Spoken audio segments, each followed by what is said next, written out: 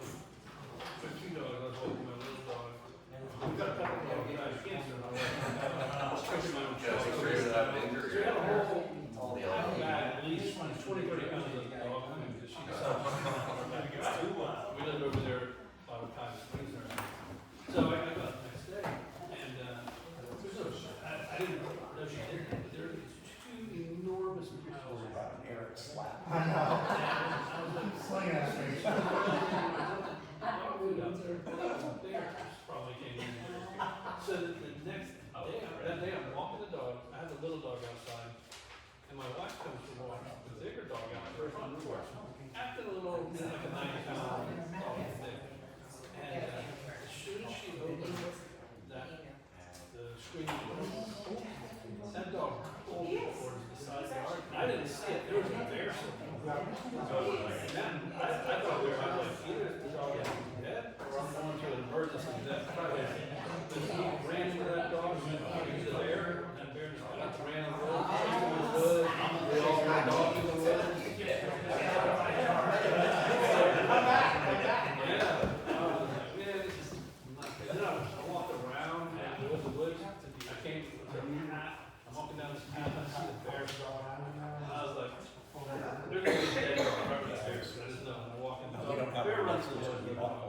So that's the kind of dog we got.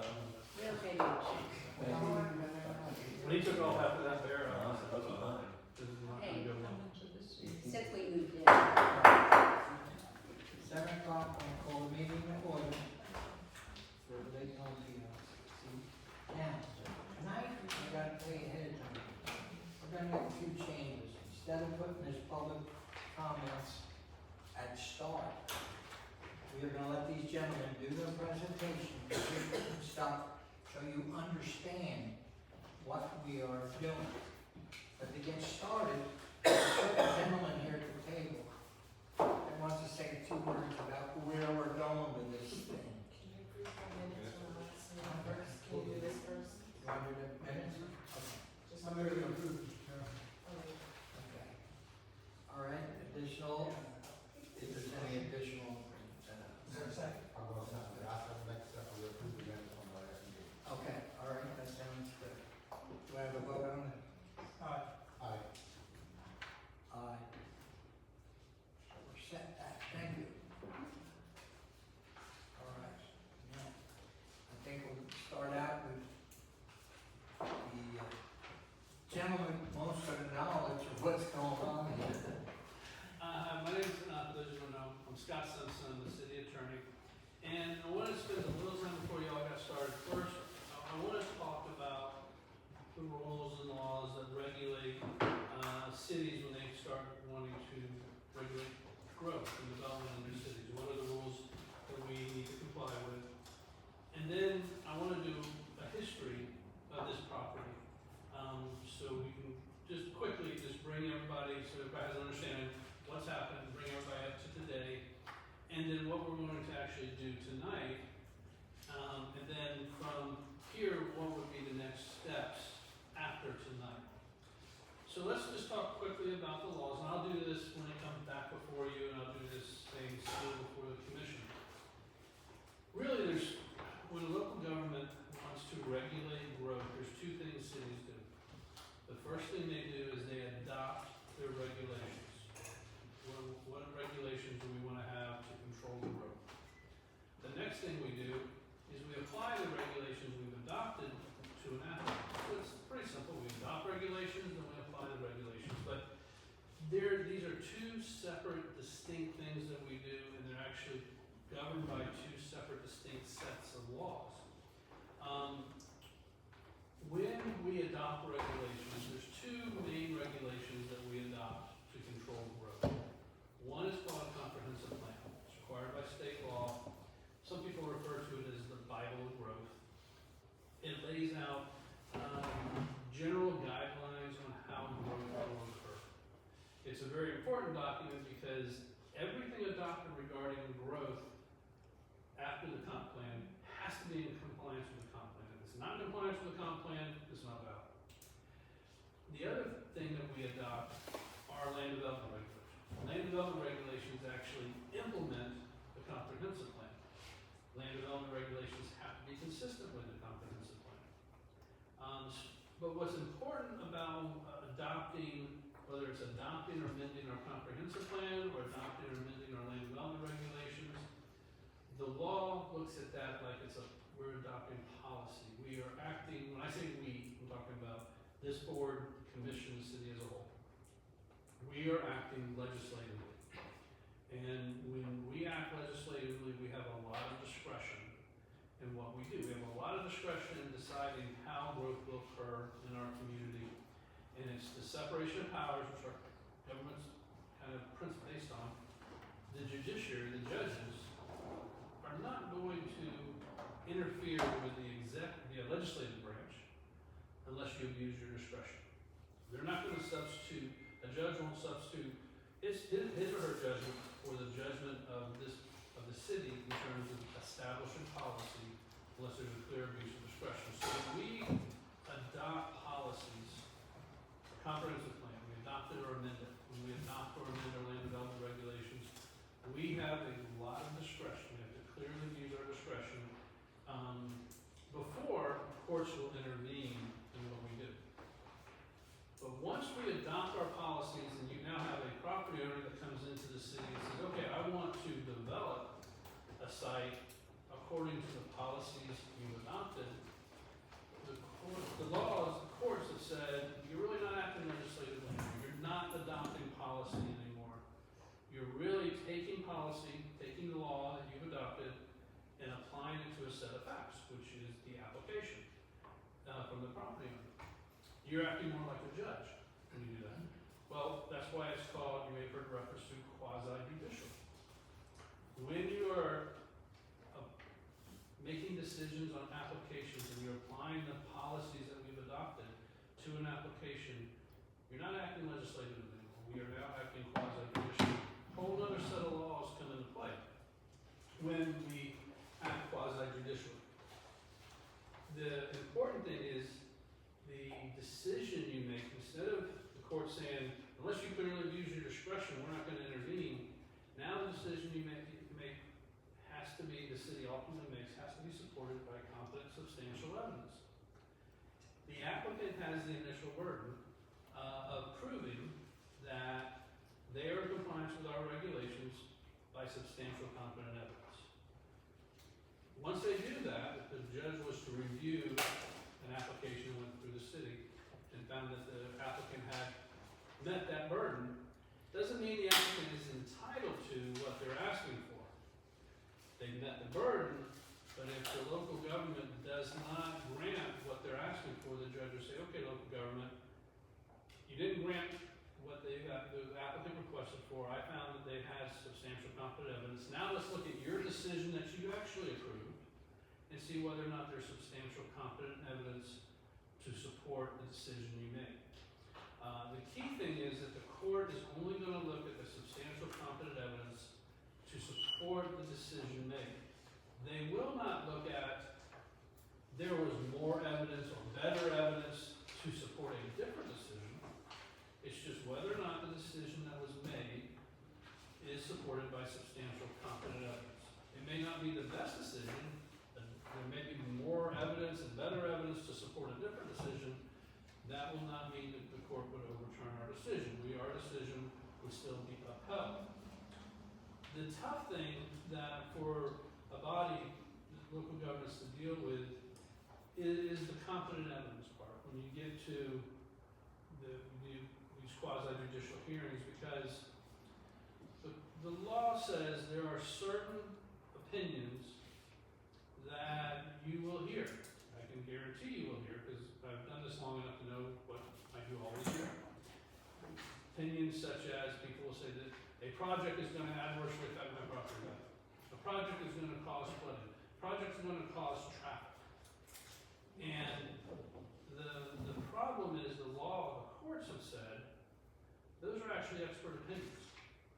If you're taking a project and you're projecting what the impact will be on property values or flooding or traffic, that is an expert opinion. You're giving an opinion based on the application as to what's going to happen in the future.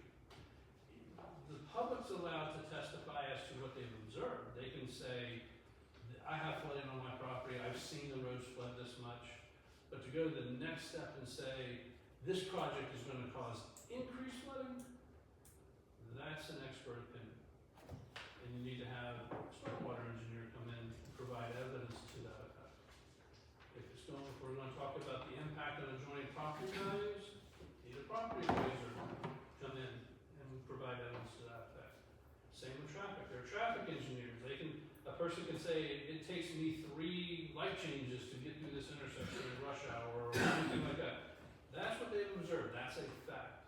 But to say what this project is going, the type of traffic this project will create is an expert opinion. And it gets tough because sometimes the public doesn't think the city's listening to them. Because they come in and they express their opinions and they say, well, you're not listening to us. And it's not that the city doesn't want to listen. It's the law doesn't allow us to listen to you if you're given an expert opinion and you're not qualified as an expert. Because if we did, and I got challenged, most likely be overturned by court. So that's a tough thing to deal with, but we have to deal with it.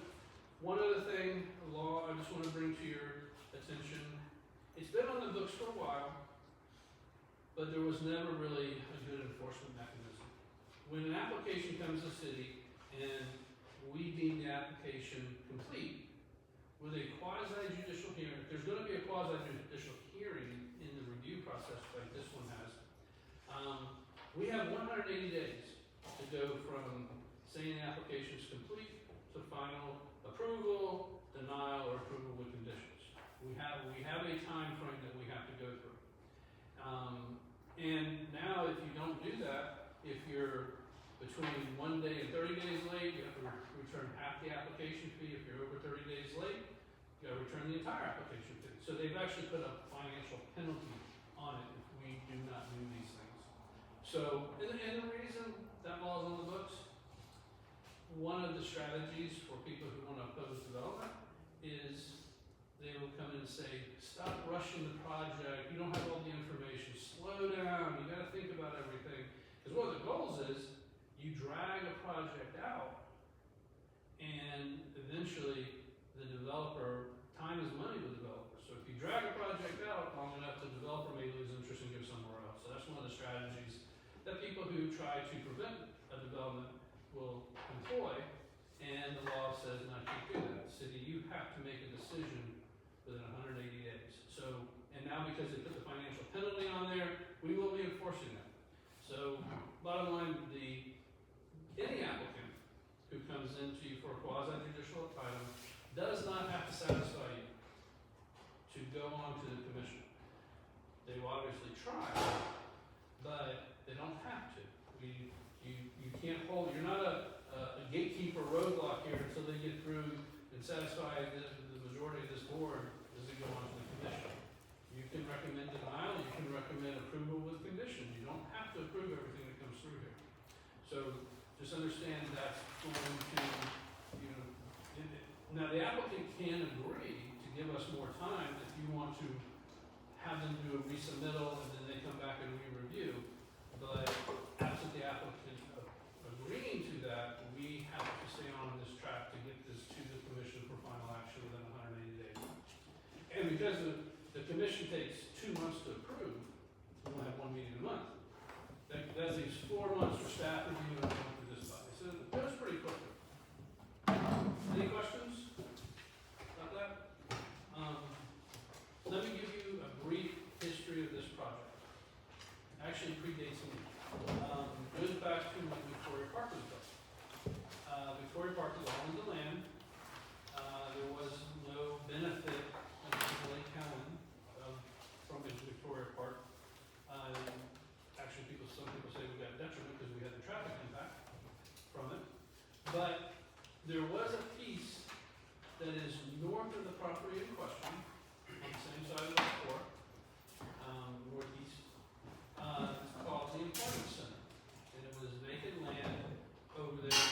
The intent was that was going to be commercial, industrial, developed property as part of the Victoria Park development, but located within Lake Helen. And that would generate a good tax base for the city, and we would generate money for the city, but it would be on that side of I-4. Well, that's still vacant now, so that did never happen. So, along comes the auto mall. The auto mall has issues with trying to get developed in the county and within the land. At that time, the auto mall was unincorporated area. This property in question was unincorporated. So they came to Lake Helen and asked to annex all that property into the city of Lake Helen. And even though you have the highway that divides us, we have that piece I just mentioned, the employment center.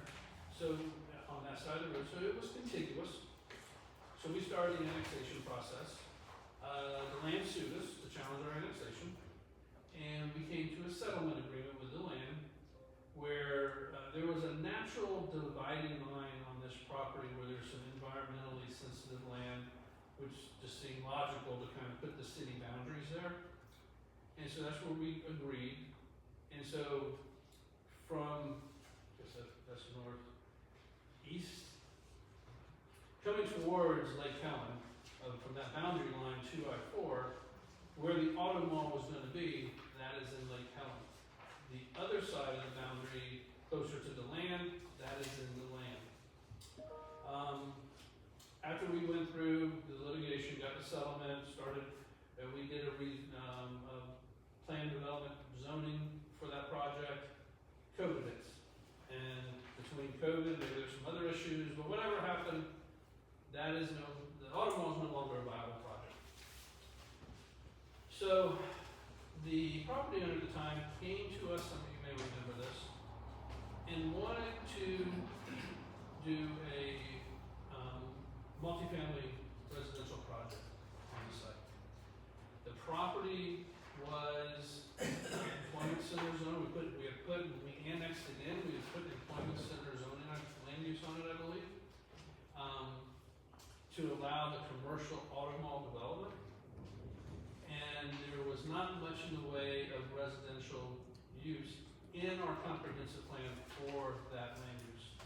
And as I said earlier, if we're amending our comprehensive plan, we have a lot of discretion. Ultimately, the city said, no, we don't want residential on that property. We want to hold out for commercial. A few months later, y'all may have heard this phrase before, the Live Local Act was passed. The Live Local Act basically says that if you have multifamily or mixed use, commercial or industrial zone property, you have a right, statutory right, state law right, to develop as multifamily residential.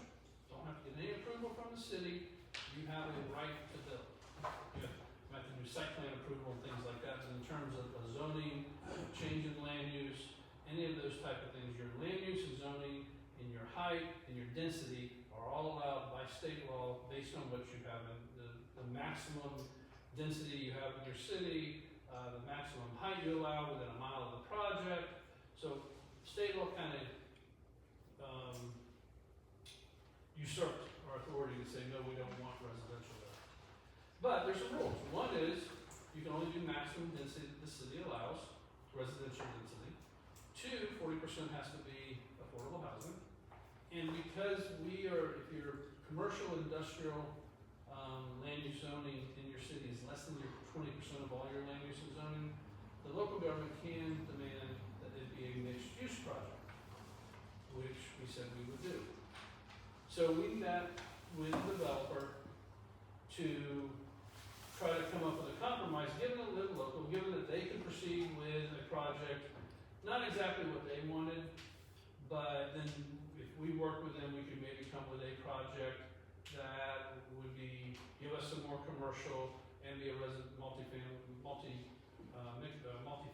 residential project that we'd be happy with. So we changed our land use. We amended the EC zoning to allow residential in there, up to 348 units, I believe.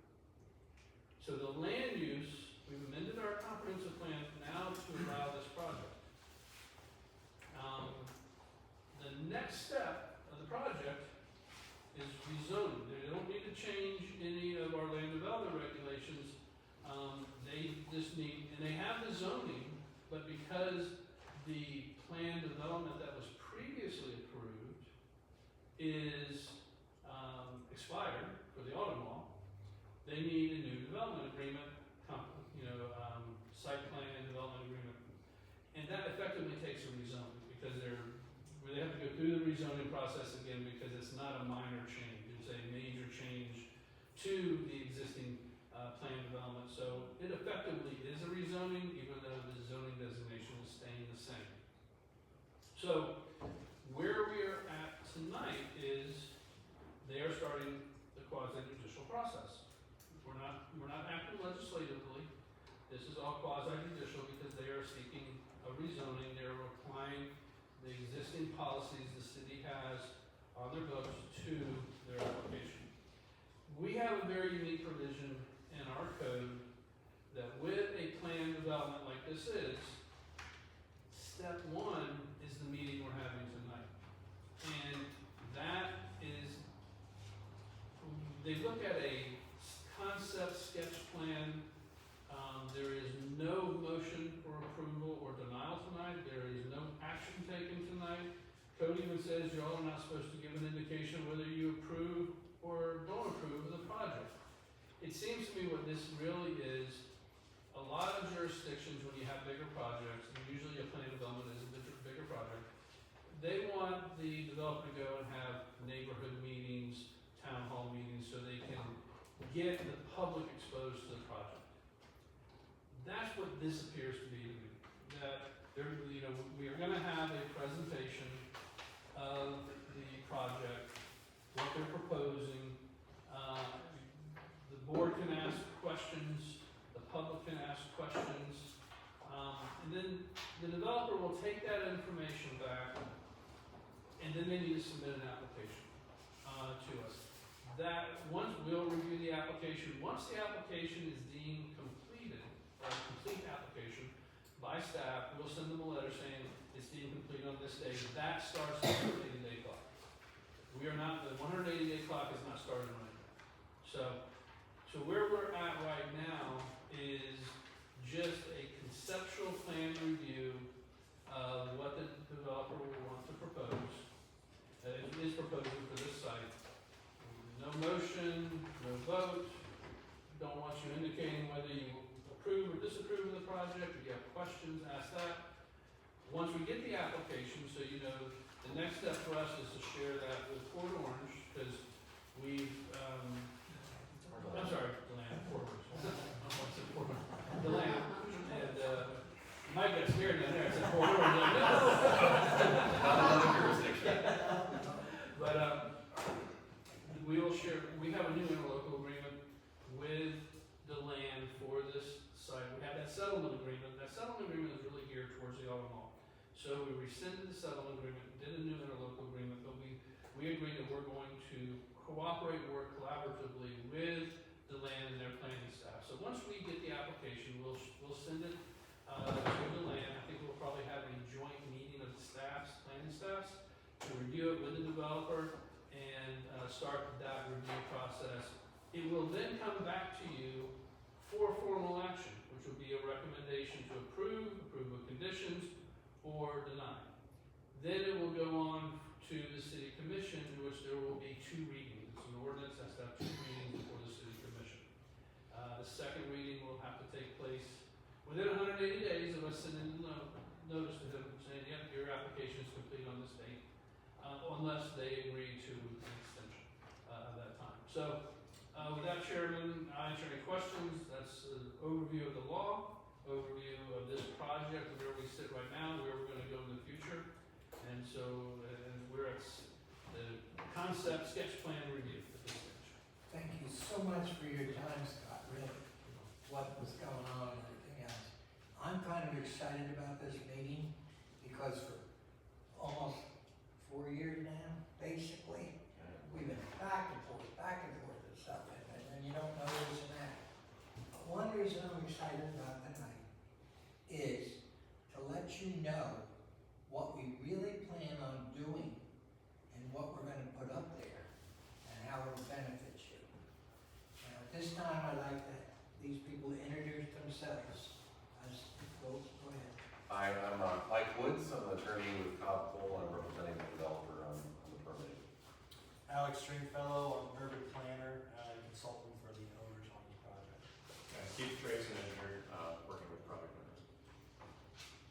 Now, my thing is, what we need from you is an idea, a layout, what they can, see what we're doing, to give an idea, like Mike said, where we're going with this, because everybody, apartments is the trash and all this stuff. I mean, he's been through a lot with this whole thing back and forth we had. But anyhow, probably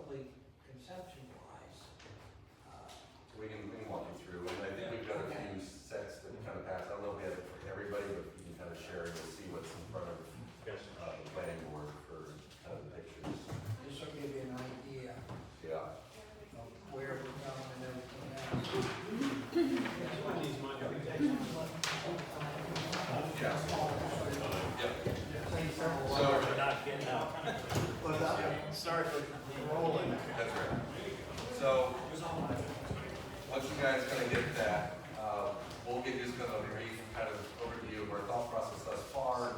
This is kind of a unique process for us in that we don't usually have this intervening meeting, but it's pretty good. And we do have some questions as we're working through the project to get feedback on how to kind of tackle what's a fairly unique project for this city, but also a unique piece of property.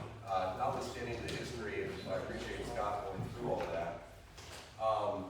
It's very rare that you have a big tract of undeveloped property that is within the city that has such a strong feeling of culture and what their appearance standards are and the historic nature of the core, to then have this big chunk of property kind of on the outside of the core, and then trying to make the two, make it still feel like it is Lake Helen, but also recognizing from a scale standpoint that we're right on the outskirts of I-4 and the Orange Camp area. And oh, by the way, because of our kind of joint planning with the city of DeLand, kind of having that meld in there as well. So trying to solve and trying to answer the concerns of multiple masters here and try to make sure that everybody is happy with what's being proposed.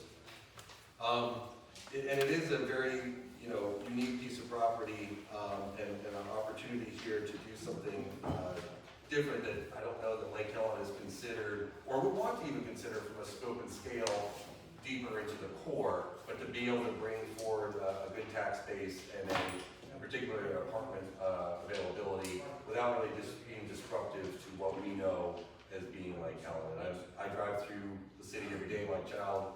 My oldest just graduated from Ivy Hall. She's at DeLand now. My youngest is in 7th grade, so respect the nature of the city and coming through here. What you have in front of you there, and probably the most important, you are probably aware where the location is, but it is the easternmost portion of what was the Autumn Mall project. So we're in the northwest corner of Orange Camp and I-4. And basically, if you know where Stewart Road is, it's a very nondescript roadway on the north side of the road. That's effectively the boundary for Lake Helen. It goes a little bit farther to the west, but that's a good kind of location map for you. And that location and kind of our proximity to the interstate and working with FDOT comes into play with some of our design as we move forward here. If you turn to the next page, I will show you, and that's with all the pretty pictures there, that's what's showing our concept now to bring in the apartments. It is a different kind of unique step in that process that Scott was talking about with the land use change and kind of amending the employment center provisions. We have our cap, we have our density kind of negotiated already from rather than us fighting over the Live Local Act, let's come in with something that can be feasible for a commercial project, but allows for us to kind of provide a end user that I think is more keeping what the city's looking for there. And so what you have proposed there is that 348 apartment units. It's on the northern end of the project, and then to the east side obviously is where Interstate 4 is located, as well as that retention pond. And then to the south there, you see the frontage along Orange Camp Road, and where we have proposed there is a couple of restaurants, both sit down and fast food, and then also something that I think is pretty exciting is the hotel down in that corner. The access to this project is going to be on the DeLand side. So even, and you can kind of see in the bottom left corner here of the page, our little map area kind of over sits it. But because of the proximity to Interstate 4, FDOT wants to control the access points on Orange Camp. So if you look at these, this image here on the Lake Helen side, none of these out parcels are accessible on Orange Camp. You will have to go down to the main entrance that would be servicing both the land half of this project and this project to be able to access it. The only exception to that is there's a corner proposal for a gas station working through City of DeLand right now, and there's a right-in turn on that intersection right there. That's in process in the City of DeLand, going through review and staff review at that time. We think that's a good thing, and in fact, that, a condition of all of this is with FDOT, they're having us close the access from Orange Camp on Stewart Road on that north side. Stewart will still be able to continue farther north internal to the property, but it's just a matter of how they manage traffic flow to get less driveway access points there. And that's been something that was a priority for FDOT in both jurisdictions for a long while. We worked with that. Mike, can I just? Sure. Question right now, Mhm. that is, with DOT, a lot of all these project stuff, there's a footage from a main road where Correct. it is, has to be so many feet. Correct. Now, question, so the road you're talking about as an access would be the main road that the land was gonna put in all the way across? They were gonna put a main road coming from Orange Camp across and go in and go right over towards, Yeah. towards the college there. Yeah, and I think you can pretty much, if you go back to that aerial photo, and you can see the western edge of that overlay property, that's where that drive access point will be. And that is based upon the gap for FDOT to push it as far away from the interstate as possible. Along Orange Camp, even though there's not direct access there, the setbacks, landscaping and the like are subject to the gateway corridor, similar to what the city of DeLand has. So I think our setback is what, 40 foot landscape buffers. There's a sidewalk that'll run all the way along there.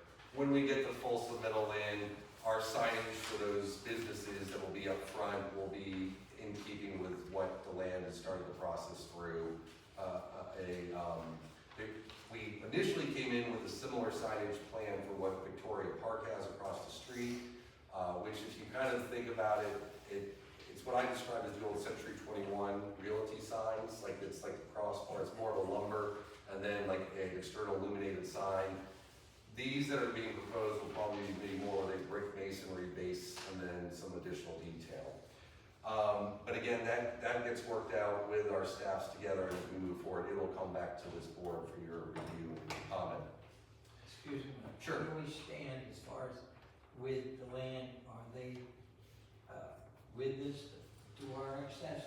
That's all I'm saying. Is that all set up, or what's going on? Yeah, so the access point is obviously a critical element because it's servicing the full utilization.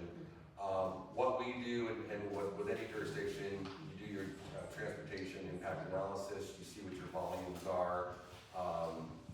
It's, it gets into a calculation by traffic engineers, and that gets to that common and substantial evidence to see how does the vehicle traffic work, both to leave the property safely and then to not interfere. Your peak hour traffic is one of your concerns, right? And Yes. being aware of that as a current condition, but also kind of planning for the future, both our impact, and then to the extent there's other projects in that vicinity on the south side being discussed, making sure that as those come together to, if that requires a signal or something. That's probably down the road. Has that been mentioned about a signal? Yeah, so FDOT becomes very controlling on when that can go in, because every time you put a traffic signal in, it necessarily stops traffic.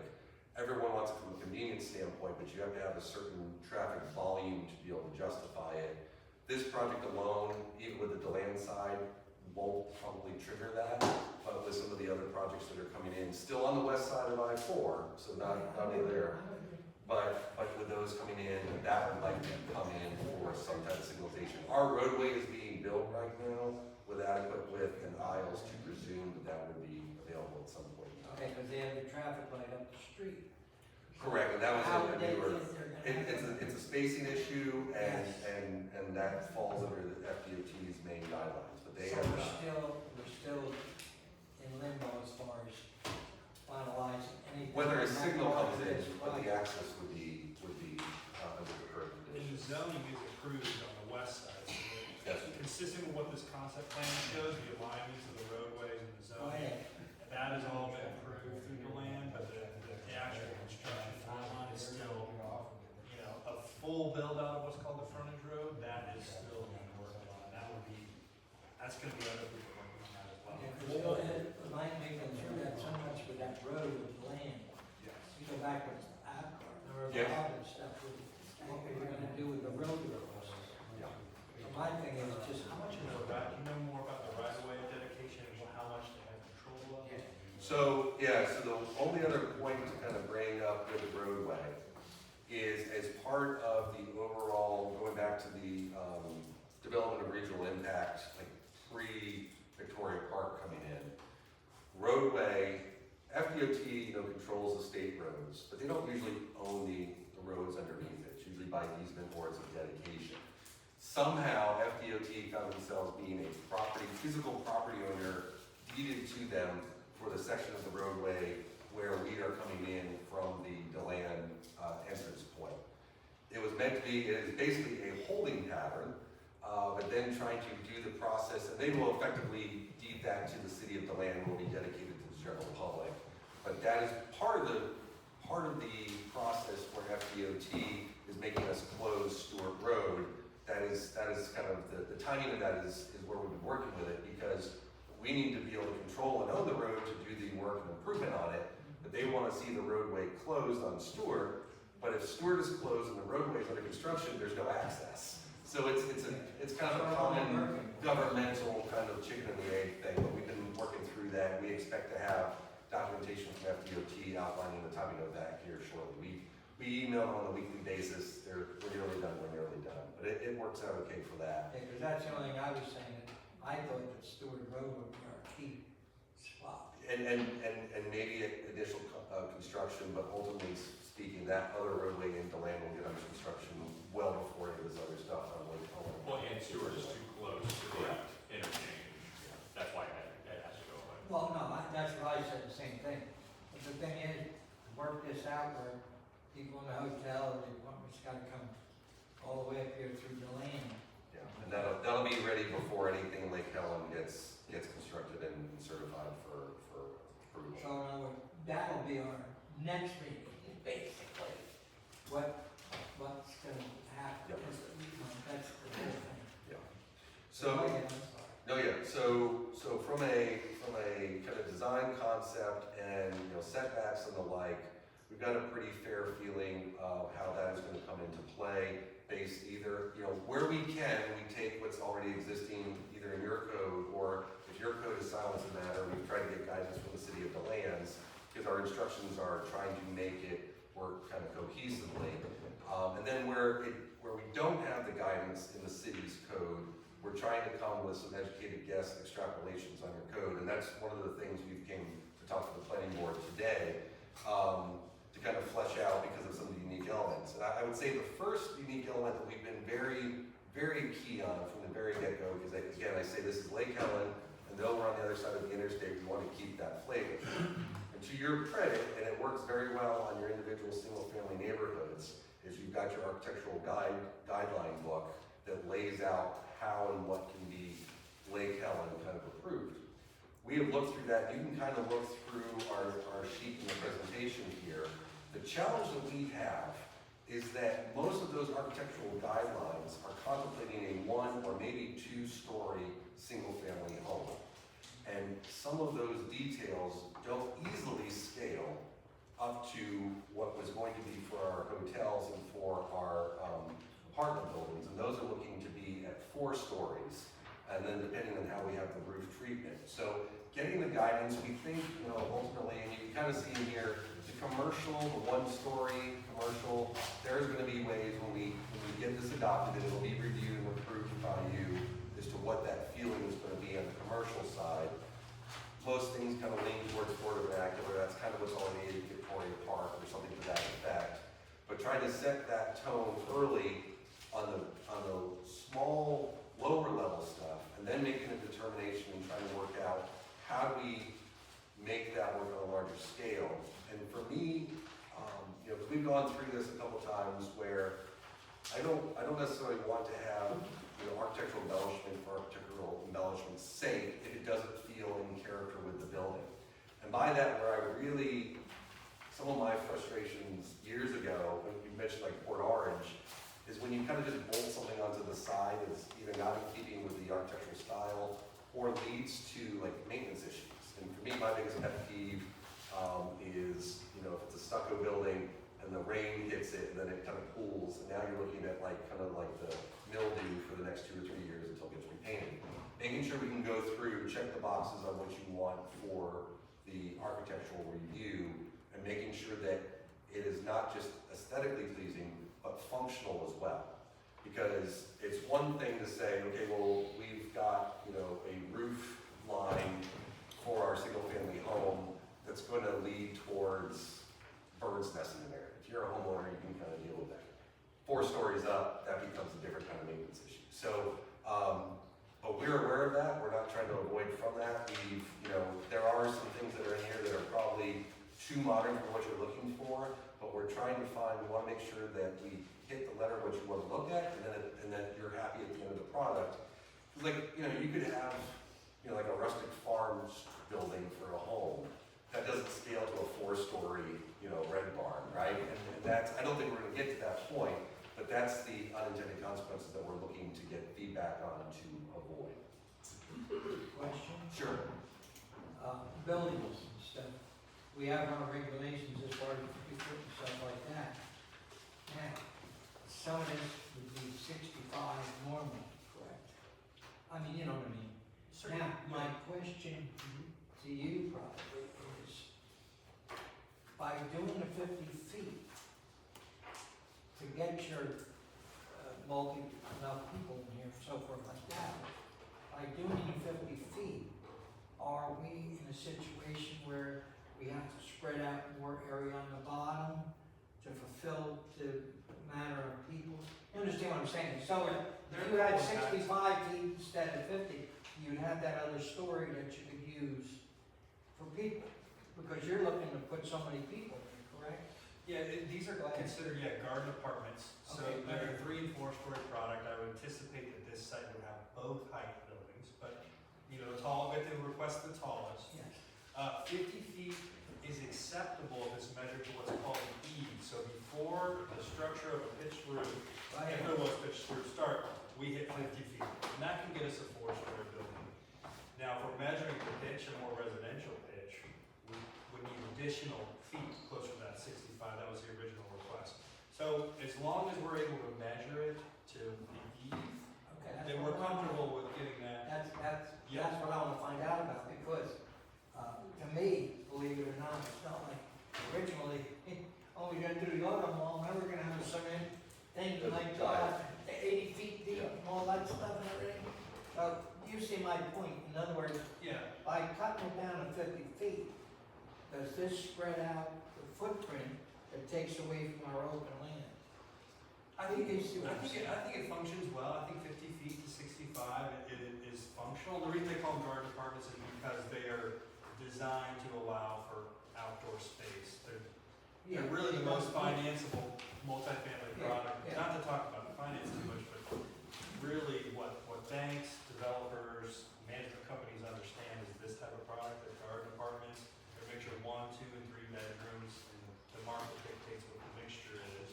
But they're designed so that as many rooms as possible have as much windows for letting light in. Okay. So there's an efficiency to how those are designed. 4-story, 3-story, they both work. Actually, the 4-story, because of parking requirements, we can talk a little bit about that. You actually end up having a lot more surface parking around the 4-story, so you have to locate them kind of strategically. We've done that in here. I don't think our team has too much concern as long as we can achieve within the footage a 4-story height, so we can work within the site, fit the amenity. All right, because the apartments weren't the big question to me, but it was a question. Yeah. But one of the big questions would be for the hotel. Yeah. I mean, in other words, okay, so we do 50 feet on this, Well, and do the hotel more. at 65 feet. That actually is the You know what reason I'm you saying. need more height in a hotel, and you guys have experienced that. They function not only as a place that people sleep, but they hold conferences, even small ones, or events, or breakfast, and usually that ground floor height is higher than a standard ground floor. You walk in an apartment, you're 10-foot height at most. You know, the ceiling here is probably 12. Sometimes a ground floor in a hotel can be 16, 20. I was just gonna say. And a porte-cochere, so you drive your car under, those are much higher. So the original request for height, and we would like support on that, was because we're trying to account for an oversized ground floor and then bedrooms of Okay, Or because it was above. that's my big question on this. As far as, I mean, the hotel that we're gonna put up there was ridiculous with them people looking in their back windows. But anyhow, down here where we are, Yes, I mean, if we went to 50 on these and allowed you to do 65 on the hotel, would that be an easier situation for you? yes. And by the time it comes to you and then ultimately to the commission to adopt, we'll be able to work that together to know generally what the architectural style is gonna be. That dictates the type of the roof. And there is authority already in the land development code that we can go to the commission and they have the right to allow us to go above that base at 50. We wouldn't ask for that just whole cloth. We would then kind of demonstrate the reason why we need it is if the city's interpretation is consistent and that, you go to the flat roof, great, but if eaves have to be calculated into it, we'd like to provide that, then we don't want to be penalized for doing that. The other thing with the hotel Go ahead. is with its proximity, that it's kind of hard to see on this flat paper, but you are now getting closer to the interstate and the topography of the roadway is kind of climbing for the ramp. So there's that relative scale, it's not gonna be jumping out too far ahead of anything. And then the only other thing I'd add, because I had to double check myself when we had permitted it from like a frame of reference, because I think we're talking about a 4-story hotel for the structure around there, four to five. Yeah. So the framework to have a sense of what does that look like in real time. The Courtyard Marriott in downtown DeLand, right by the Bank of America building. Yes, yeah. That's a 5-story. And that's got the taller first floor because they have like a Starbucks. It's not really a Starbucks, but you can get a Starbucks coffee there. But they have the lobby, they've got meeting rooms on the first floor. So that from a height perspective can dictate. Now that doesn't dictate necessarily the characteristic or the design. That's where we get back into what your design functionality can Mike brought out a very good point.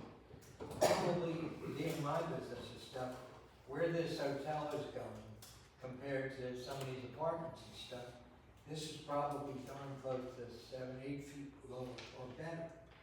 Relative to I the did, road. see, I did a lot of excavating, I did a lot of work at it, so I know. So my thing is, if we could do that, now I'm just gonna go out of the thing here, and I would like to ask my members what their thinking is on this. I'm not fine.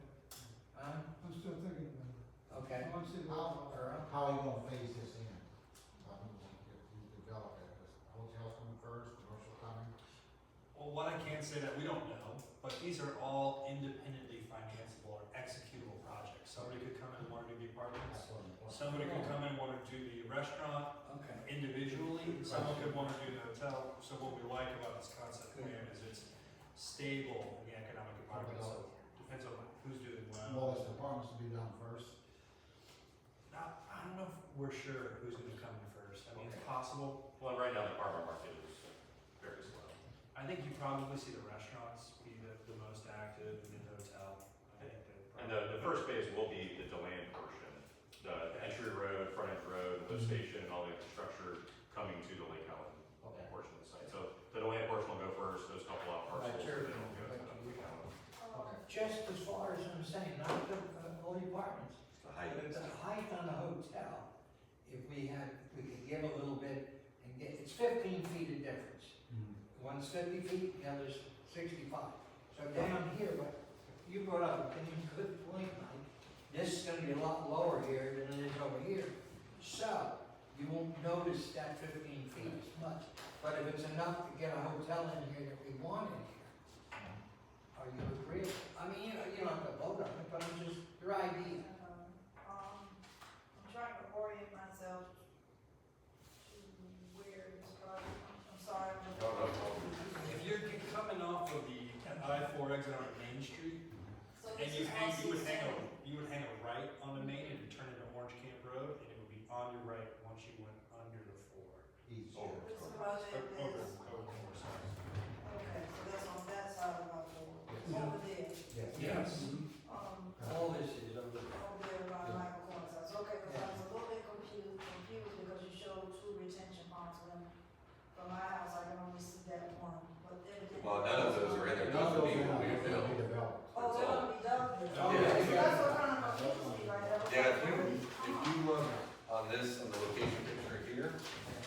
then in this corner right here, Yeah, so that's the overall project, and the stuff that's closest to I-4 is the one we're talking about for today. Everybody else wants to do that. yeah, it's like a cow pasture. Correct. Yeah, back in the back, yeah. Okay, so that's where it is, okay, I was getting access to that down Orange Camp and then taking a ride on to. This new roadway that's being put in, correct? Thank you, Jim. Here we are, thank you. Okay, I understand now, yes, yes, I do, I understand where it is. I just thought that you were gonna, I don't know what I thought. No, that's quite all right. But, That's why you're here today. That's right. that's what I'm saying. That's why we're here. So we're coming in with access to the land side. Correct, through the DeLand Just for an area. entrance, that's all it is. All on the same side of the Oh, on road. the same side of the road, okay, okay, all right. Now that we got the 15 study, key question. Yep. Retention bond. Only a question, is it accurate that you guys are not looking at the tax rate under live local and the subsidized? That's correct. Which means financially, that, for Lake County, a portion of property would be taxed. Yeah, and that actually kind of bears repeating too, because obviously, commercial base and what has been there versus cow pasture versus what could be. One of the biggest kind of things on single-family residential is homestead protection and save our homes. It kind of caps the ability for the home values to kind of grow. Apartments function, they are residential uses, but they are taxed as commercial projects. So there is no homestead exemption, there is no live local, and it becomes a pretty sustainable, projectionable revenue stream for the jurisdiction to be able to understand what it will do for the tax base. And each of these lots are 4-story So apartments. Yes. Okay. up to, 3 or 4, but at this point, the concept, you put out how big it could be and then you figure out the yield. Just one other Yeah. question, one other question, then we can let you guys go to your buildings. But anyhow, the retention bonds, I've done a lot of work out there from Stevie and stuff like that. Is this been presented to St. John's at all? How the volume of, I know what it's like, because I did a lot of work in there. But is this retention area enough to satisfy St. John's and stuff? It's really preliminary stages, so we don't know each size, Okay, so based on our We expectations. can work on that for the next meeting, so, that's Well, all I'm saying. At your rezoning, you wouldn't necessarily have the final size, but the stormwater retention is going to dictate the actual yield. Yes. So if that stormwater retention, whether it's because of the soils and the water table or the requirements, there's no way you don't build to that, right? So that means you lose a building because you need an additional surface square footage. Yeah, We still have to do that. Yeah, there's no way to bypass that. And these standards, and I know stormwater has just been a hot topic for the last 2 years, obviously, but this is to the new standards for the Water Management District, presuming the 100-year storm event, and engineering for those purposes. And all the water quality. And so it's not, that's the other element too. It's not just the capacity, it's then the water quality for it to go back into the water table. So how it titrates through, how it percolates through the soil, that's dictated as well. So we are very far removed from just having swales along the road, which was a staple of the county for years and years. For years. And we're really getting beyond just the square rectangle, that you see the guys are like, okay, I don't think he's gonna slide in with his lawnmower, but the edge is enough that he can kind of get down in there. They're becoming more engineered. And that comes with, added challenges for the property owner, for the property managers, is that maintenance then becomes very important. Just as with you, if you're on a roadway that has a swale that depends on the swale to convey the water, and you got that one neighbor that doesn't mow the lawn, or says that's not his business to do it, or junk accumulates, you've got to be able to maintain that. And I think a lot of the issues, particularly in the DeLand area, with some of the older subdivisions that had retention ponds, those HOAs haven't really kept them up to speed. And it's not that led to any of the failures, but I think it was a really big wake-up call for a lot of the HOAs. We do, muck accumulates at the bottom. Yeah. you don't think about it other than maybe mosquito, or maybe there's a smell in the summer, but the reality is that's taking away volume of what that water can handle, or in the swales. It is something that I think all of us have been very, I mean, you're always aware of it, but knowing out in this area, knowing the challenges down farther on Orange Camp and Taylor Road in the city of DeLand, and some of the interesting hydrology that's going on over there, it's something that no one rushes through that point. Like that is, you gotta design and you know, look no further than at Mount Dora and Eustis yesterday, right? I mean, we are in a time frame that we absolutely have to accommodate the stormwater. I do not envy you guys at all from your trying to retrofit your current infrastructure in the city. But where we are over here, we can make it self-contained and be able to have that capacity handled. You won't have that at your adoption, but before you get to site plan, that's when that absolutely has to be finished and it gets platted. And these ponds will be owned and maintained by a property owners association with its own funding mechanisms. And then the district can also, they have So the way I'm enforcement. understanding this, what you were saying was, each one of these buildings and so forth can be owned by different people. They'd Is be that part what of you're the, saying?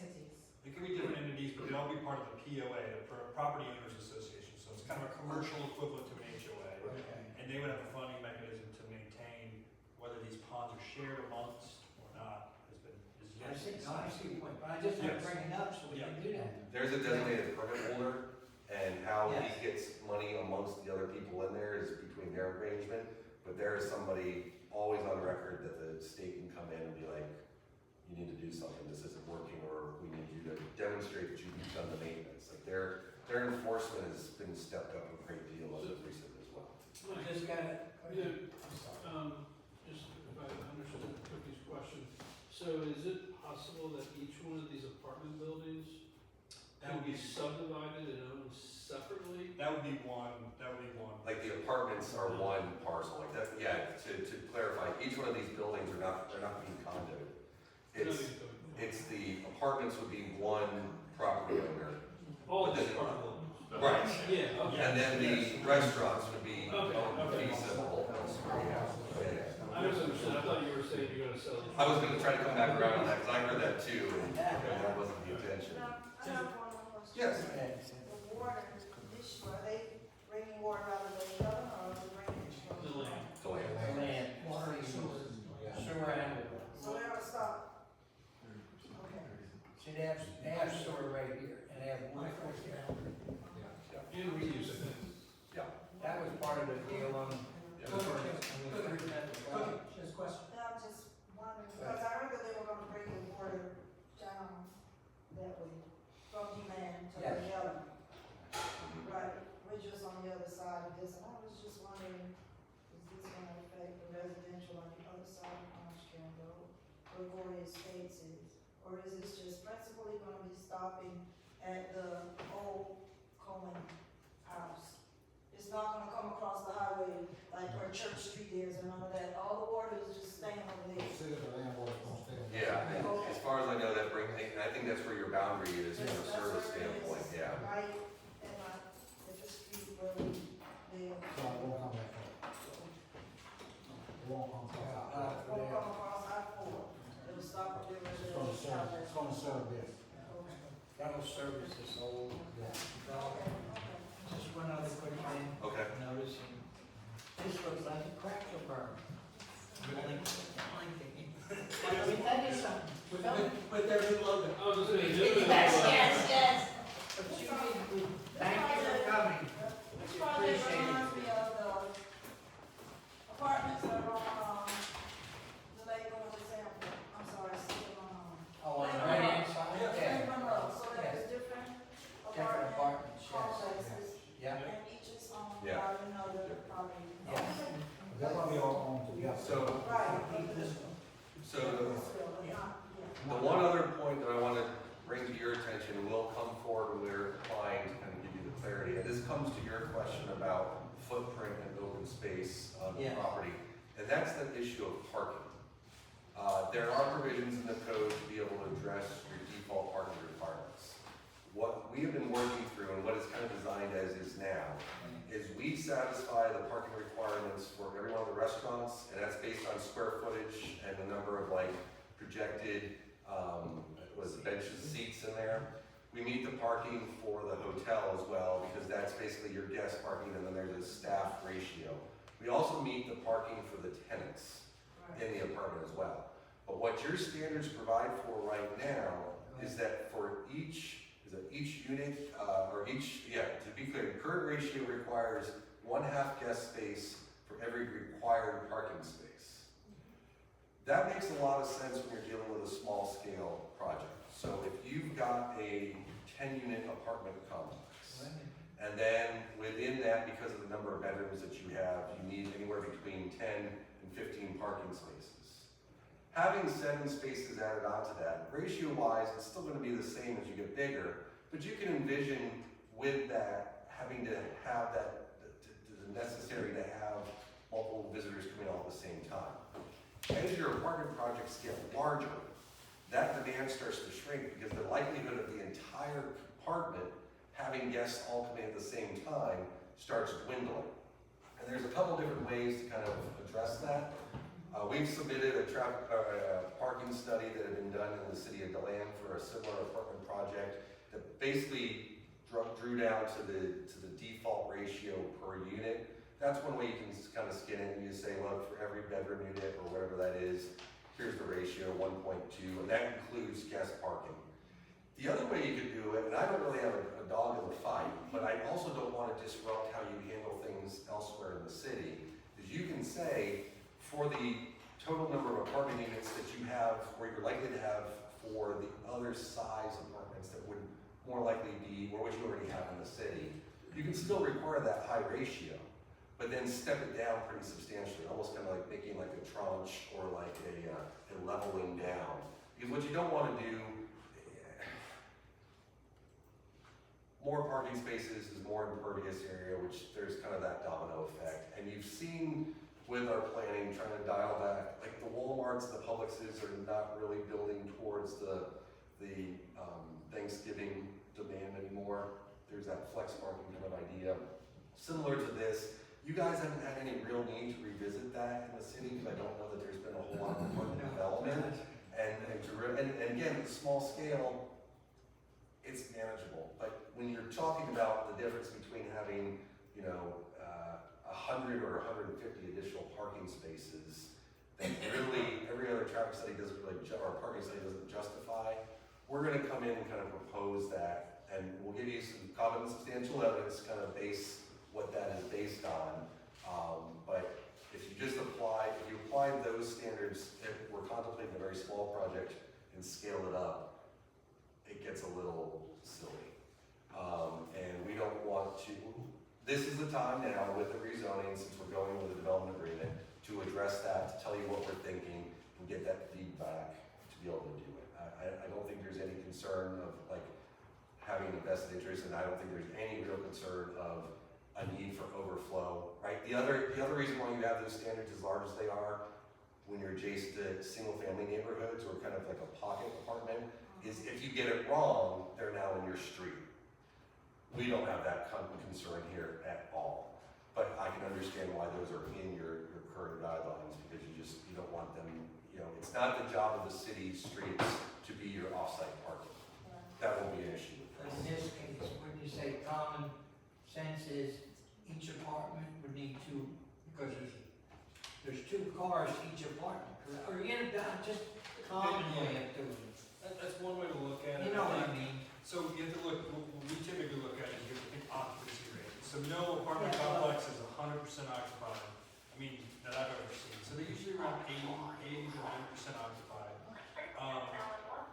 And then the other challenge that they have is you will not get financing from a bank or an under-apartment or apartment. So there's multiple protections.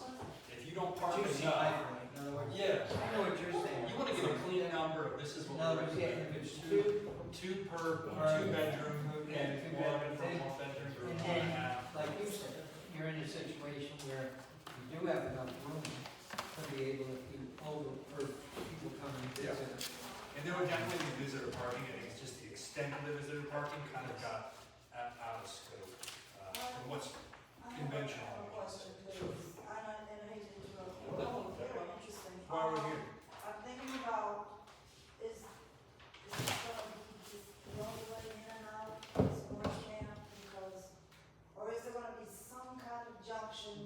that you can go out another way? So, Because a lot of people work and this, okay, so this is what happens, this is what I'm trying to do about. In the mornings, Main Street, Church Street has no access out because we already have enough people going back and forth to work. Wonderful, but we can't get in and out. We already at the point where we're going down and making U-turns. So I'm thinking that these people are coming out and going to work, usually going towards Daytona or going towards Orlando. That blocks us off because the traffic is gonna get really heavy. So is there another way that they're gonna come out of here to access I-4? Because I-4 is where they're going. They're not gonna work in Lake Helen and they're not working in D-Lane. Mention back on the road. well, Yeah, and there's another road, and I know what you're talking about, because I've been watching it, you know, go back here, so is that? where it's planned for right now is the access, there's different ways internally to move around, but the sole access point to service this project is in that new roadway that's on the far west side of the DeLand property. Right.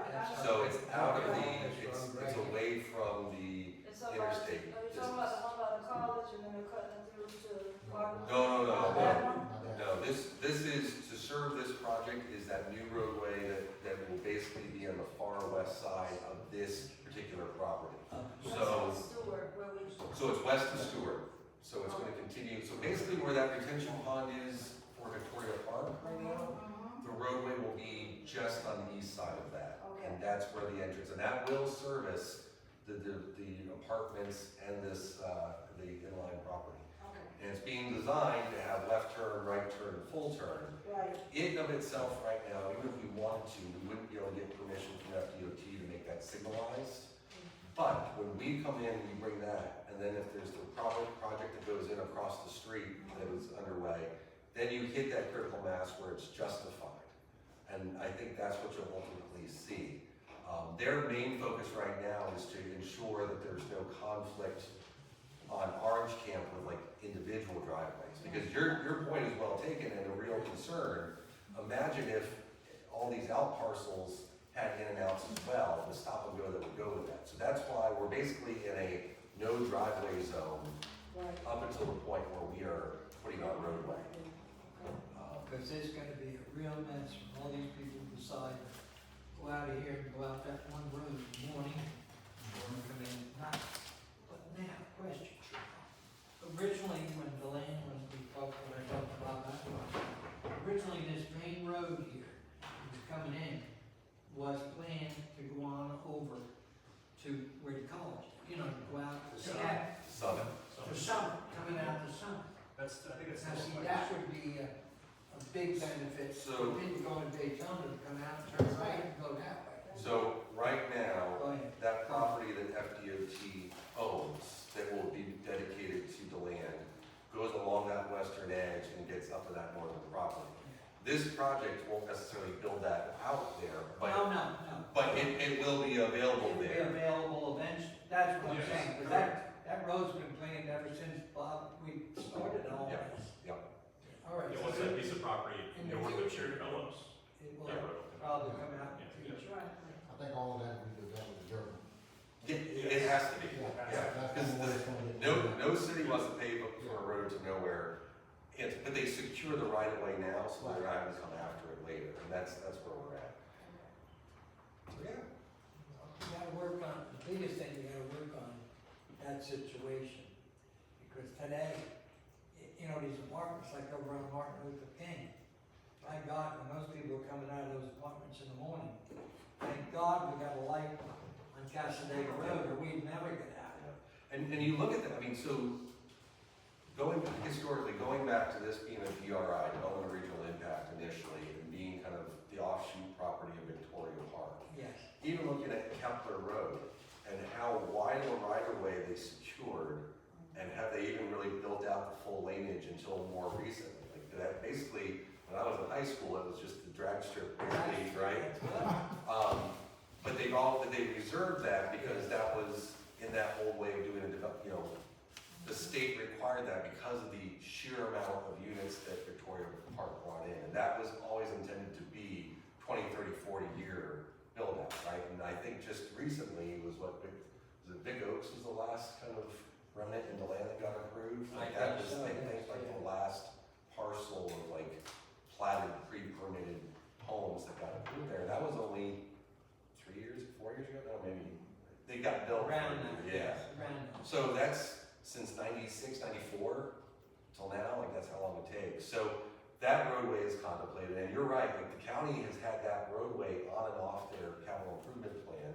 Because for a long time, this economic corridor was kind of envisioned to be similar to where the AAA headquarters is in Lake Marion, right? As a bypass road Yes. along the interstate. Yeah. Well, so the county took it off in 08 when the market crashed, because everything that's on their plan, they have to have a plan to fund it, and they didn't. Yeah. And then, you know, the challenge with that concept is, what's the nature of office space now? And how many people are going into the office, and the concept of being able to like build an office and just trust that someone will find it and they'll fill it, has kind of gone away. So until that development idea gets determined to go up to Pratt, or Summit, which I guess, sorry. That'd be something. Yeah. Until that development comes in there, that roadway right away will be available, but it's not gonna get constructed until there's, you know, an impact fee that comes in and pays for it and offsets it. So, we're not precluding that from happening, but our focus is on this side here. And then, you know, if, you know, Brendan Harley still owns some property in here, and then obviously it's the Stewart's family to the north. Stewart's, the boys. Yeah, so whenever you're dealing with kind of generational property, you know, it has to be a point where maybe granddad doesn't want to sell it, but the grandkids do, and that's when the development starts. And it's got to ripen. Like no force of will would have gotten that property developed in that location 15 years ago with office space. There just wasn't. The market's got to come to it, and that's kind of why we try to do the long-term planning, is to be able to address it and then make our adjustments when the reality kind of comes in. You know what's crazy with that? We used to go down and get our Disney tickets and stuff. They had that, remember, we used to go down there, pick up all our tickets and stuff for the different amusement parks. When I first went into that building, I had a friend of mine from New Jersey come down and we went.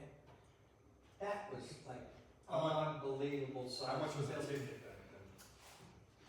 It was, back then days, $28. You were the person, but. Yes, right. Frontier always felt like home.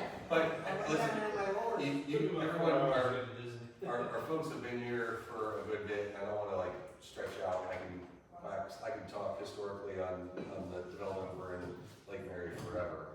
Some great people that have got that approved. But any other questions? Those are our main three issues that we really are using the PD to kind of address. And I don't hear any substantial concerns that that's not a viable way to kind of resolve it.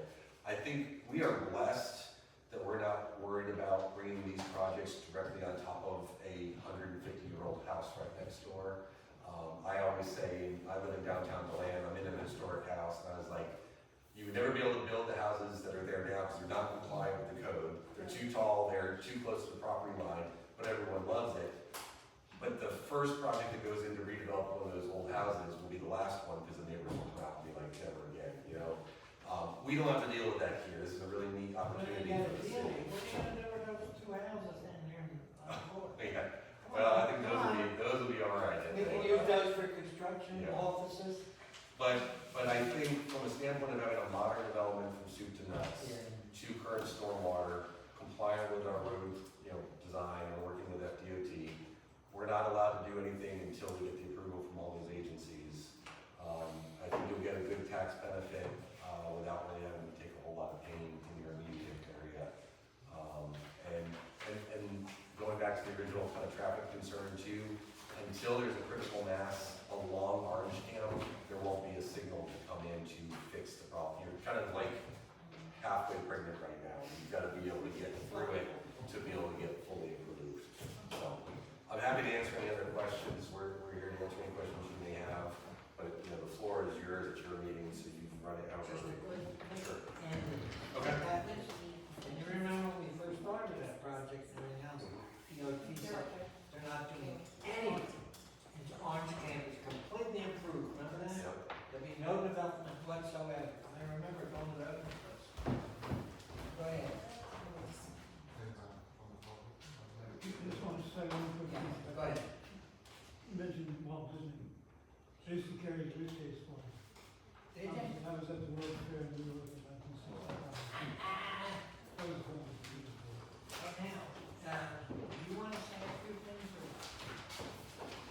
I'll touch comment briefly on the architecture, so He's the architect for it.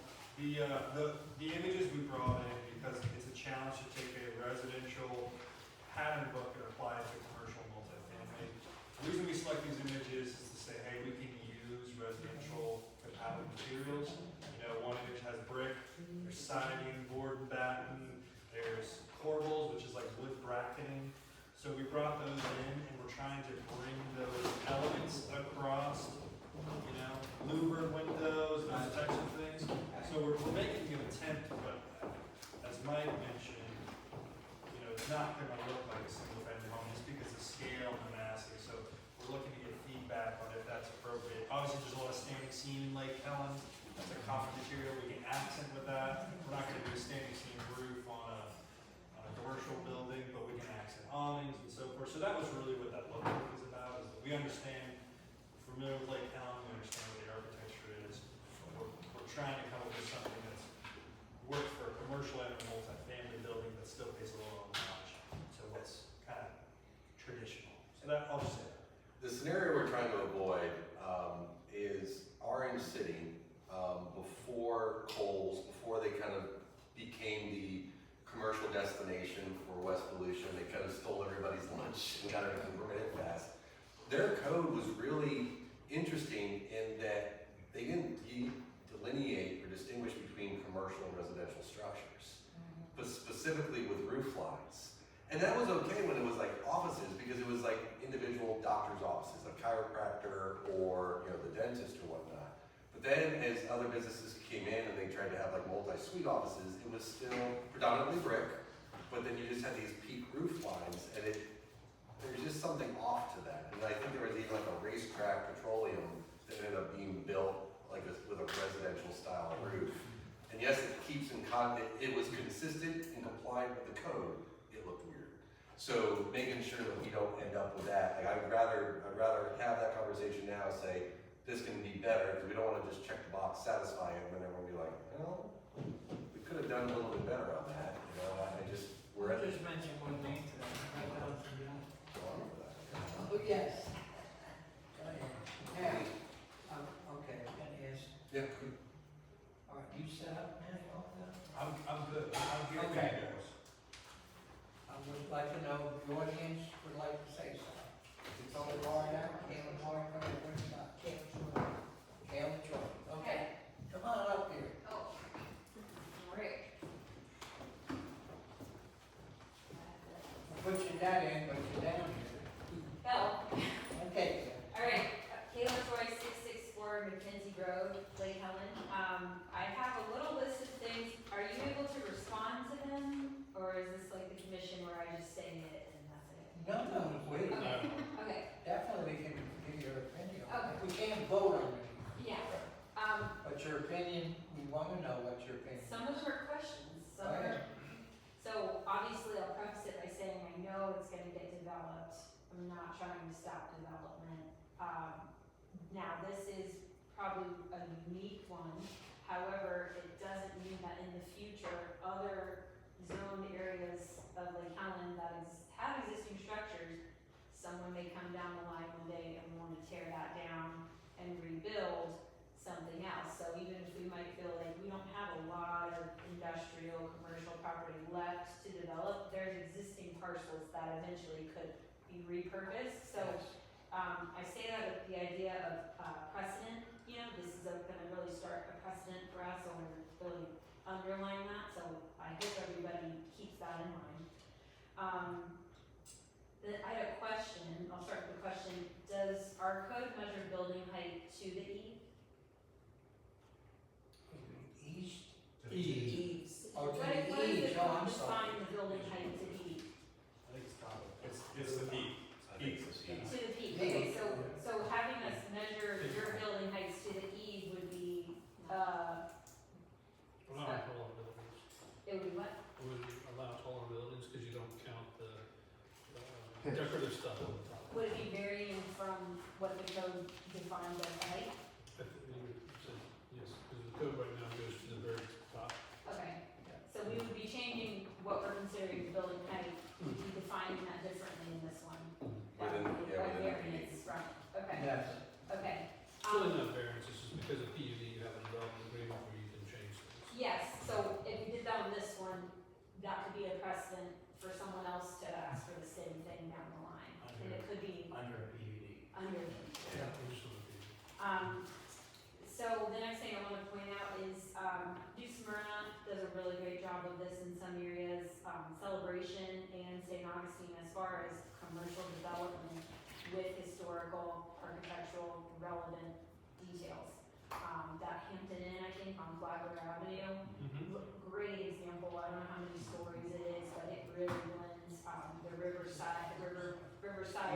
restaurant and spa, that's 3 or 4 stories. I know it's a historic building, but that's been there for years and done a great job. So, commercial doesn't have to mean we have to put architectural, things. There's just a lot of good examples of commercial development with historical architectural requirements and guidelines. So keep that in mind as well. The next thing I wanted to bring up is I saw the back setbacks are lower than what we allow right now. And I think that was for the apartments. Down the northern side of the property, right? I'm not sure, I think it's for bigger setback. Yeah. So, Here's the gentleman who wanted to ask certain questions. well, I'm just bringing that up as if That's that's it. another thing we're gonna be varying on, that you might set a precedent for Yes. future developments. Keep that in mind. And on the precedent side of things, Yeah. that's kind of why we were, like, when I kind of went into like the parking, because I don't want to create problems for you guys on the other projects. So there's a couple different ways we can do it. The important thing with the PD is it doesn't give any guarantee for anybody else, like precedent. Yes, they may ask, they may go to point, but what we try to do in drafting the PD is tie it. So if we get the height, we're gonna put in, why are we getting the height? Because it's gonna give us the decorative roof that we want versus like a flat or a mansard or something like that. So that when somebody else comes back, they don't just say, well, we want it by right. It's like, no, these guys, like, it's not necessarily a poison pill, but you put it into the language there. It says, there's a give and take with this. And it's not always the case in every situation. Your 15 foot on there, that is more narrow than normal, backing up to cattle lands that will eventually be developed. Part of that was because we didn't want to push back or do any kind of fighting along the frontage along Orange County. That was for sure going to be the 40 feet there because that's what's going to impact everybody on the day in, day out. A lot of what we have on the backside for this, and again, being kind of unique standing out here on our own, we're less worried about a negative impact. The cows aren't going to necessarily complain, and if that gets developed, they'll be able to adjust and know where we are accordingly. Or they come in and they build into our drive network and it builds up from there. A lot of what we tried to do, even on the land side to the, on the commercial and the out parcels, was to allow for that fluidity so that cross parking is allowed and allowing for that to be not necessarily have to be standalone. It's beneficial for us now because all these parcels are internal, right? Like, so you've got to be able to get into our property and navigate to get through there. But that again is also kind of a thought process of blending those two parcels so that you're, what we don't necessarily want is a segmenting of the different kind of uses. The idea here, which was pitched very hard by the land, we're very much picking up on it, is internally here, if you park your car at your apartment, you can walk through sidewalks to any one of the out parcels around that area. That's a long way to get to, we know that 15 feet is a deviation from the norm, but there was some thought process to it because we wanted to focus and be able to have the mobility and connectivity in the south. And And I'll- in the land development code, under employment center workplace zoning, all of the setbacks and building height maximums are set to be determined within the development agreement. So it's not set Yes. in the land development code, we're asking for a variance there. I got you, all right. To be, Now- to be negotiated. They're as part of the movable, meeting. to do something. To be fair though, if you were to reduce the amount of apartments going in, which I know financially is not ideal, it seems like it would solve a lot of the things that we're trying to do from as far as setbacks, parking, maybe height of some buildings. So I'm just, as far as the give and take, is there any leeway for you to reduce the amount of units you're trying to put in to maybe satisfy some of the things that we're coming into? Well, I think from the unit count right now, we're capped off in what we're trying to ask for at a concept level. And that comes back a little bit to the conversation with the city to avoid a live local kind of argument. Because I don't know that the city wanted a lot of affordable housing coming through there. I think they wanted to have it at market level. And to have us be able to come in with a product, kind of what we're proposing. The reality is you come in with the max possible and you haven't done any engineering. And this gets back to one of the comments you said on the ponds. Very possibly you could still lose an entire building right now because the pond volume is what it is. It couldn't be any more. And that's why we're you're very hesitant to kind of negotiate away from that, because when you get to the site plan and the realities on the site, you start losing that, or it becomes very tight very quickly. And pond is probably the biggest issue, is to just know what that volumes are, and that's fully dictated by the soils and the water table below, and building in that safety measures. So I would be surprised on all these projects with a conceptual like this. I'm surprised when we get to the full 100%. There's usually that attrition on there. So There's also a market study too, you know, that they're not gonna build any apartments they can't fill, so that they'll build to this market, and sometimes it's 348, sometimes it's less than that. The range is gonna be anywhere as low as 275 up to 348, which is the max. But that is gonna be determined on you know, people actually needing the space, so there'll be a kind of a business decision as well. So there's the maximum from zoning, and then there's actually what can be absorbed, Yeah. where people are looking to live. So And that'll you know, feed into this, not the purview of this board, but just another consideration as you see this build out. Now, that kind of reminds me, so without the water engineering of the stormwater law and everything, is it a complete package, an application for them to review? yeah, the engineered stormwater ponding comes for site plan and comes for plating. It's not a rezoning document. Is it what? It's the phase after they do Yeah. the PDF. Okay, so after you guys approve it, Then then it has to be all in the this. site plan. Okay, is there a school study? Yes. Okay, and that It's comes the out. capacity. We did receive We that. got it today. We received that today, so it's in the capacity determination phase, and kind of long story short, if there's not what's called concurrency, you can't go. If there's not school seats available, you Yeah. can't go to the project. So it gets more rigorous as you go on, where the capacity determination phase, which you've gotten a positive determination, but when they go to pull permits, there'll be those final checks and balances to make sure it's Yeah. It's a two-step phase, with is there enough possible, and then as you get down to the site plan when they're gonna get ready for CO, then you have to like connect the dots. Yep. It's, when you talk to folks, because everyone's personal experience, like first day of school, you're like, these kids are in 40-person classes, like what's going on there? How are we saying that we've got capacity? And a lot of it is the state kind of dictates how you're allowed to deal with that. But more than that, and I'm trying to remember the planner's name, she is now at the city of New Smyrna Beach, but she did a really good tour of different cities kind of explaining, because, you know, the question is, all these apartments are coming online, or all the single family homes are coming online. Are you telling me, how are you managing all of this? And part of that is, not every one of those units has a kid. There's a factor that kind of calculates that. And there's a time window before they get constructed to kind of figure it out. But what was really kind of illuminating in talking to them and how they plan for their schools, their impact to the day-to-day kind of classroom structure from apartments or a residential project is less than the impact when a really good principal leaves. Particularly now where our districting is a little bit looser now, like you can really get out of district and get into the school. The school choice really disrupted the old structure to a great degree. But they are able to get in because they do their internal assessment like on a monthly basis of the individual classroom sizes on a very micro level. So they're able to kind of dictate what that is.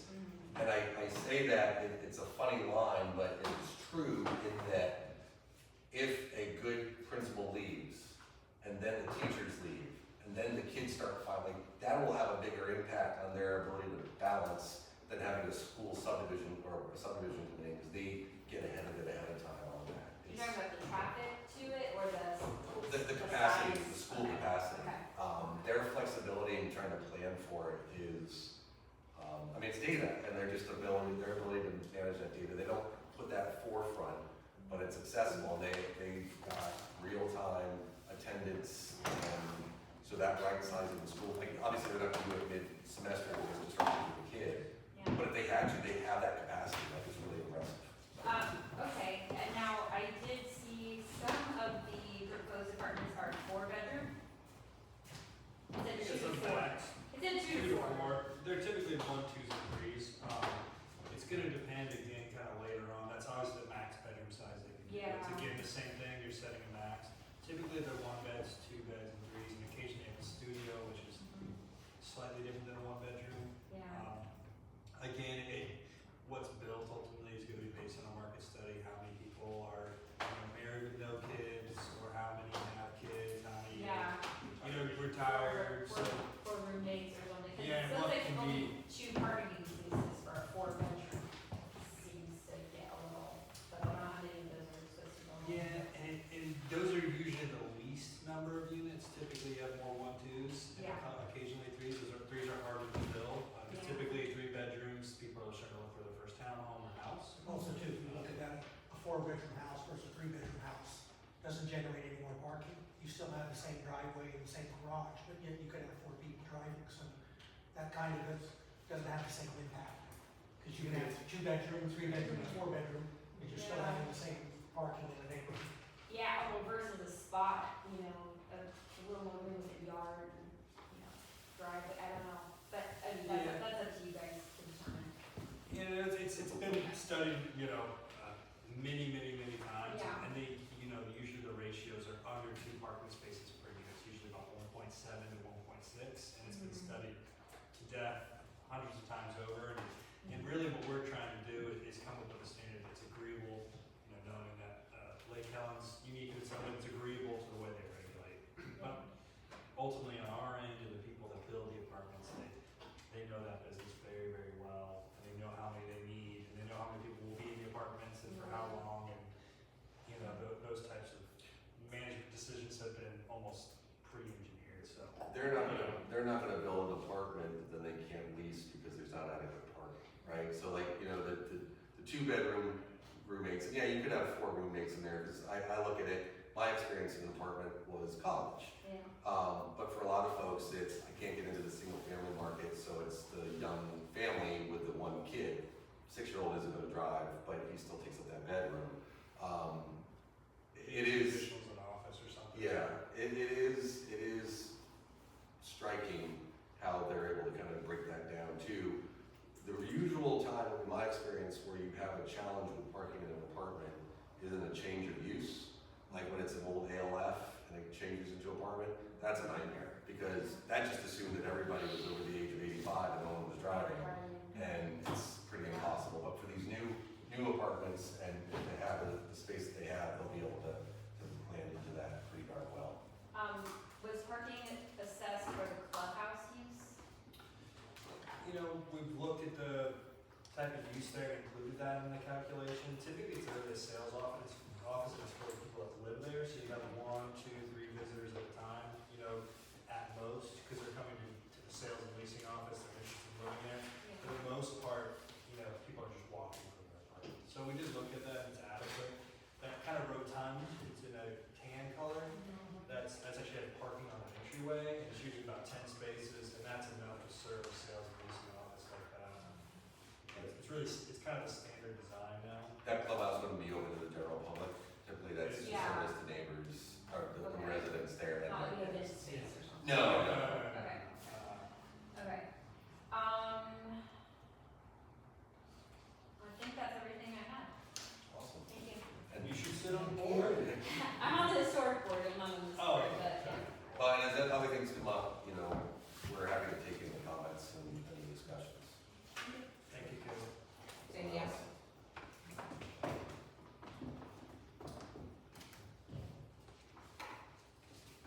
Again, now it's down to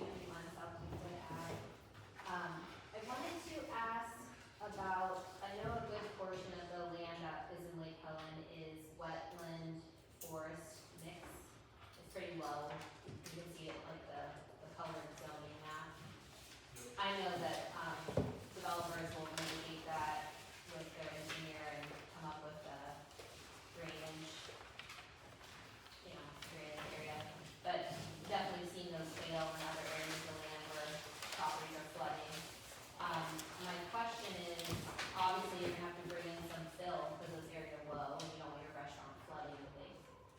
Do you have an idea what your finished floor elevation is gonna be compared to Orange Camp Road?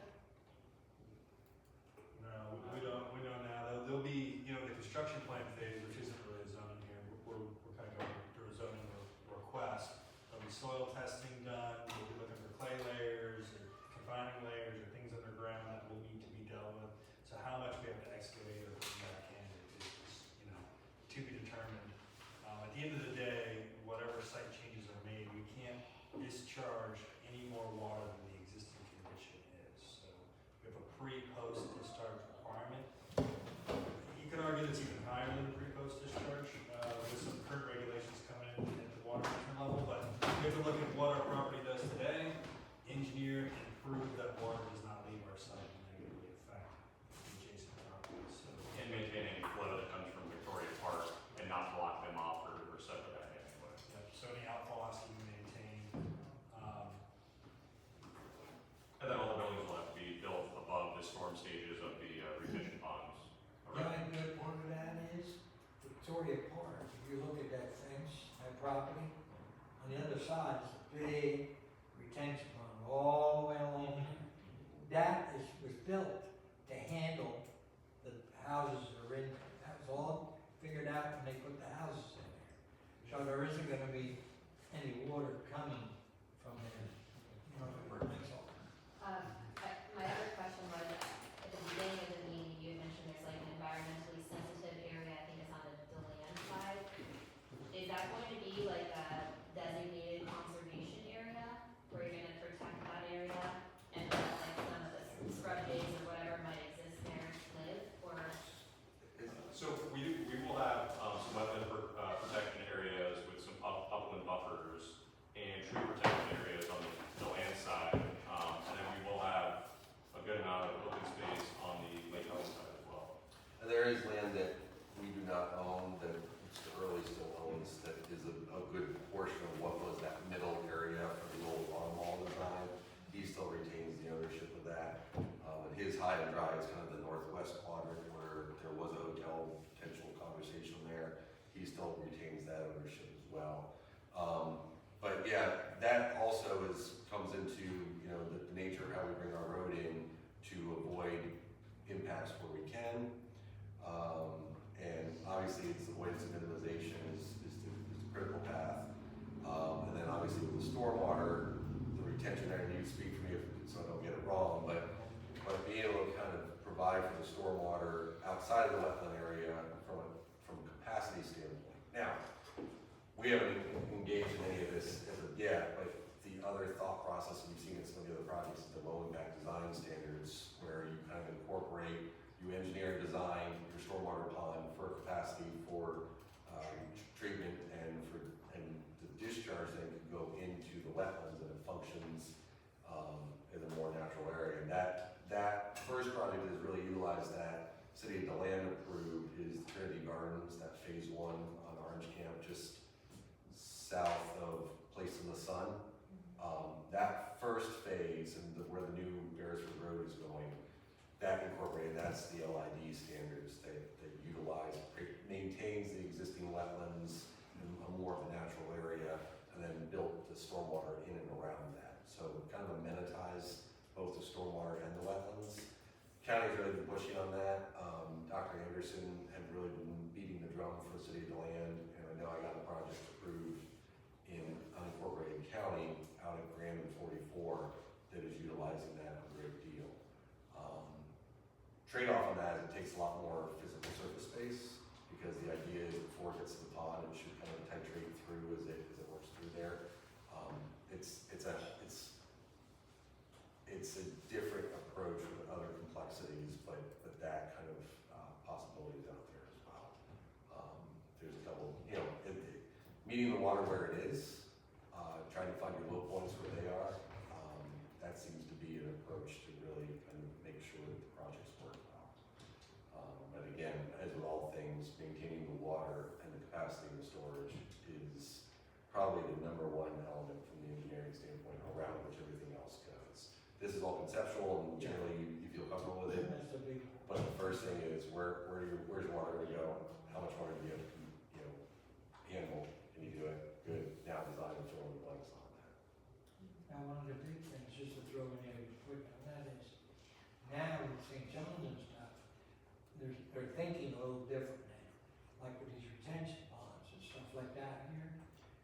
that can be our water to, through the grass and sprinklers and if it's kept, see when I was on the soils and water, we did that. Instead of digging down and put the pipes in, we dug ponds and then we used the water that were coming down with the fertilizer in it and repump it up. They're using, now they're thinking a little different now. There is some give and take on that, and I don't wanna get full No. in depth, but that's one of the concerns from the Yes. county is the hydrology that happens if you're pumping and pulling water. So there's some trade-offs on that they're really trying to get a handle on in the land. If the pond, if the water's in there, does it start monkeying around with the hydrological flow underneath versus just allowing the water to discharge and basically one way only. But they're definitely looking into that and trying to update their requirements accordingly. That's what I had heard, same size. I have 3 more questions. Yep. Will this be a gated complex It for has to, apartments? it's designed to allow for the gates at that, again, circle entryway. You can get on both sides, so it'd be double gates, and you can visit the leasing office and still not get into the community. So it's designed to be that. I don't know what the ultimate configuration would be, but it's contemplated that might be gated. Okay. How wide are the sidewalks gonna be, and will they connect to, will they also connect to what we have, like some type of crossway at the I-4 ramp where, Lake Helen can go from our sidewalk on the bridge across and then go into their bike-foot or bike or whatever? It's a range of sidewalk sizes, some 5 feet up to, I think we have some 8 or 10 feet along the main entryway coming through the land. They made us do like a trail size and we'll continue that. Kind of do the cross-access road there. We'll have to attach or tie in any sidewalks that are existing. Is there an existing There's sidewalk? an existing sidewalk on the south side, and we'll We have have to do a 8 crosswalk. We have an 8 foot along our frontage. Yeah. So we'll have to do a crosswalk at the intersection. So there will be access for Lake Helen to come over and stay on the sidewalk and be able to crosswalk over Orange Can and go into the new community? Yeah, that'd be required, yes. So that, well, and I just want to be clear, so I don't want to overstate. So getting to being going over the, That's already there. that's There's already already a there. sidewalk all the way on the south side. Yeah, So the overpass connectivity. part's there, goes across I-4, where they come on and off, but then to go, like, 'cause we can access Victoria Park. Okay, so yeah, if you can get, Yeah, yes, so then that would being be. able to cross Orange Camp, wherever you work your road, would be nice for Lake Helen to be able to do that as well.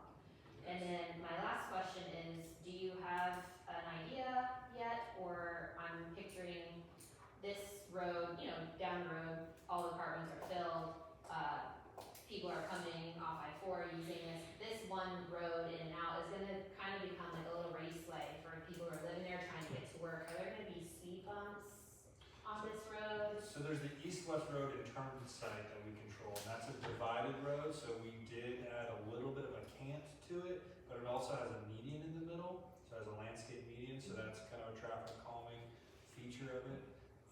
And then frontage road, of course, is gonna have to meet the standards of the DOT, the city of DeLand, but that road is actually kind of curvilinear, so the north-south frontage road running from Orange Camp to someday in the future, maybe my grandkids will build it to the Summit Place, that actually is kind of curvilinear, so that does have some traffic calming impacts, but really part of the design was to divide it so that there was some visual friction, so it's not just a straight. Right, that's my concern one day, is just people are gonna cut through from, that ramp, straight through and cut over here, and then what does that do to the ambiance of the area, but then also the people living there, with children, people on the sidewalks, you don't have a bunch of traffic cutting through.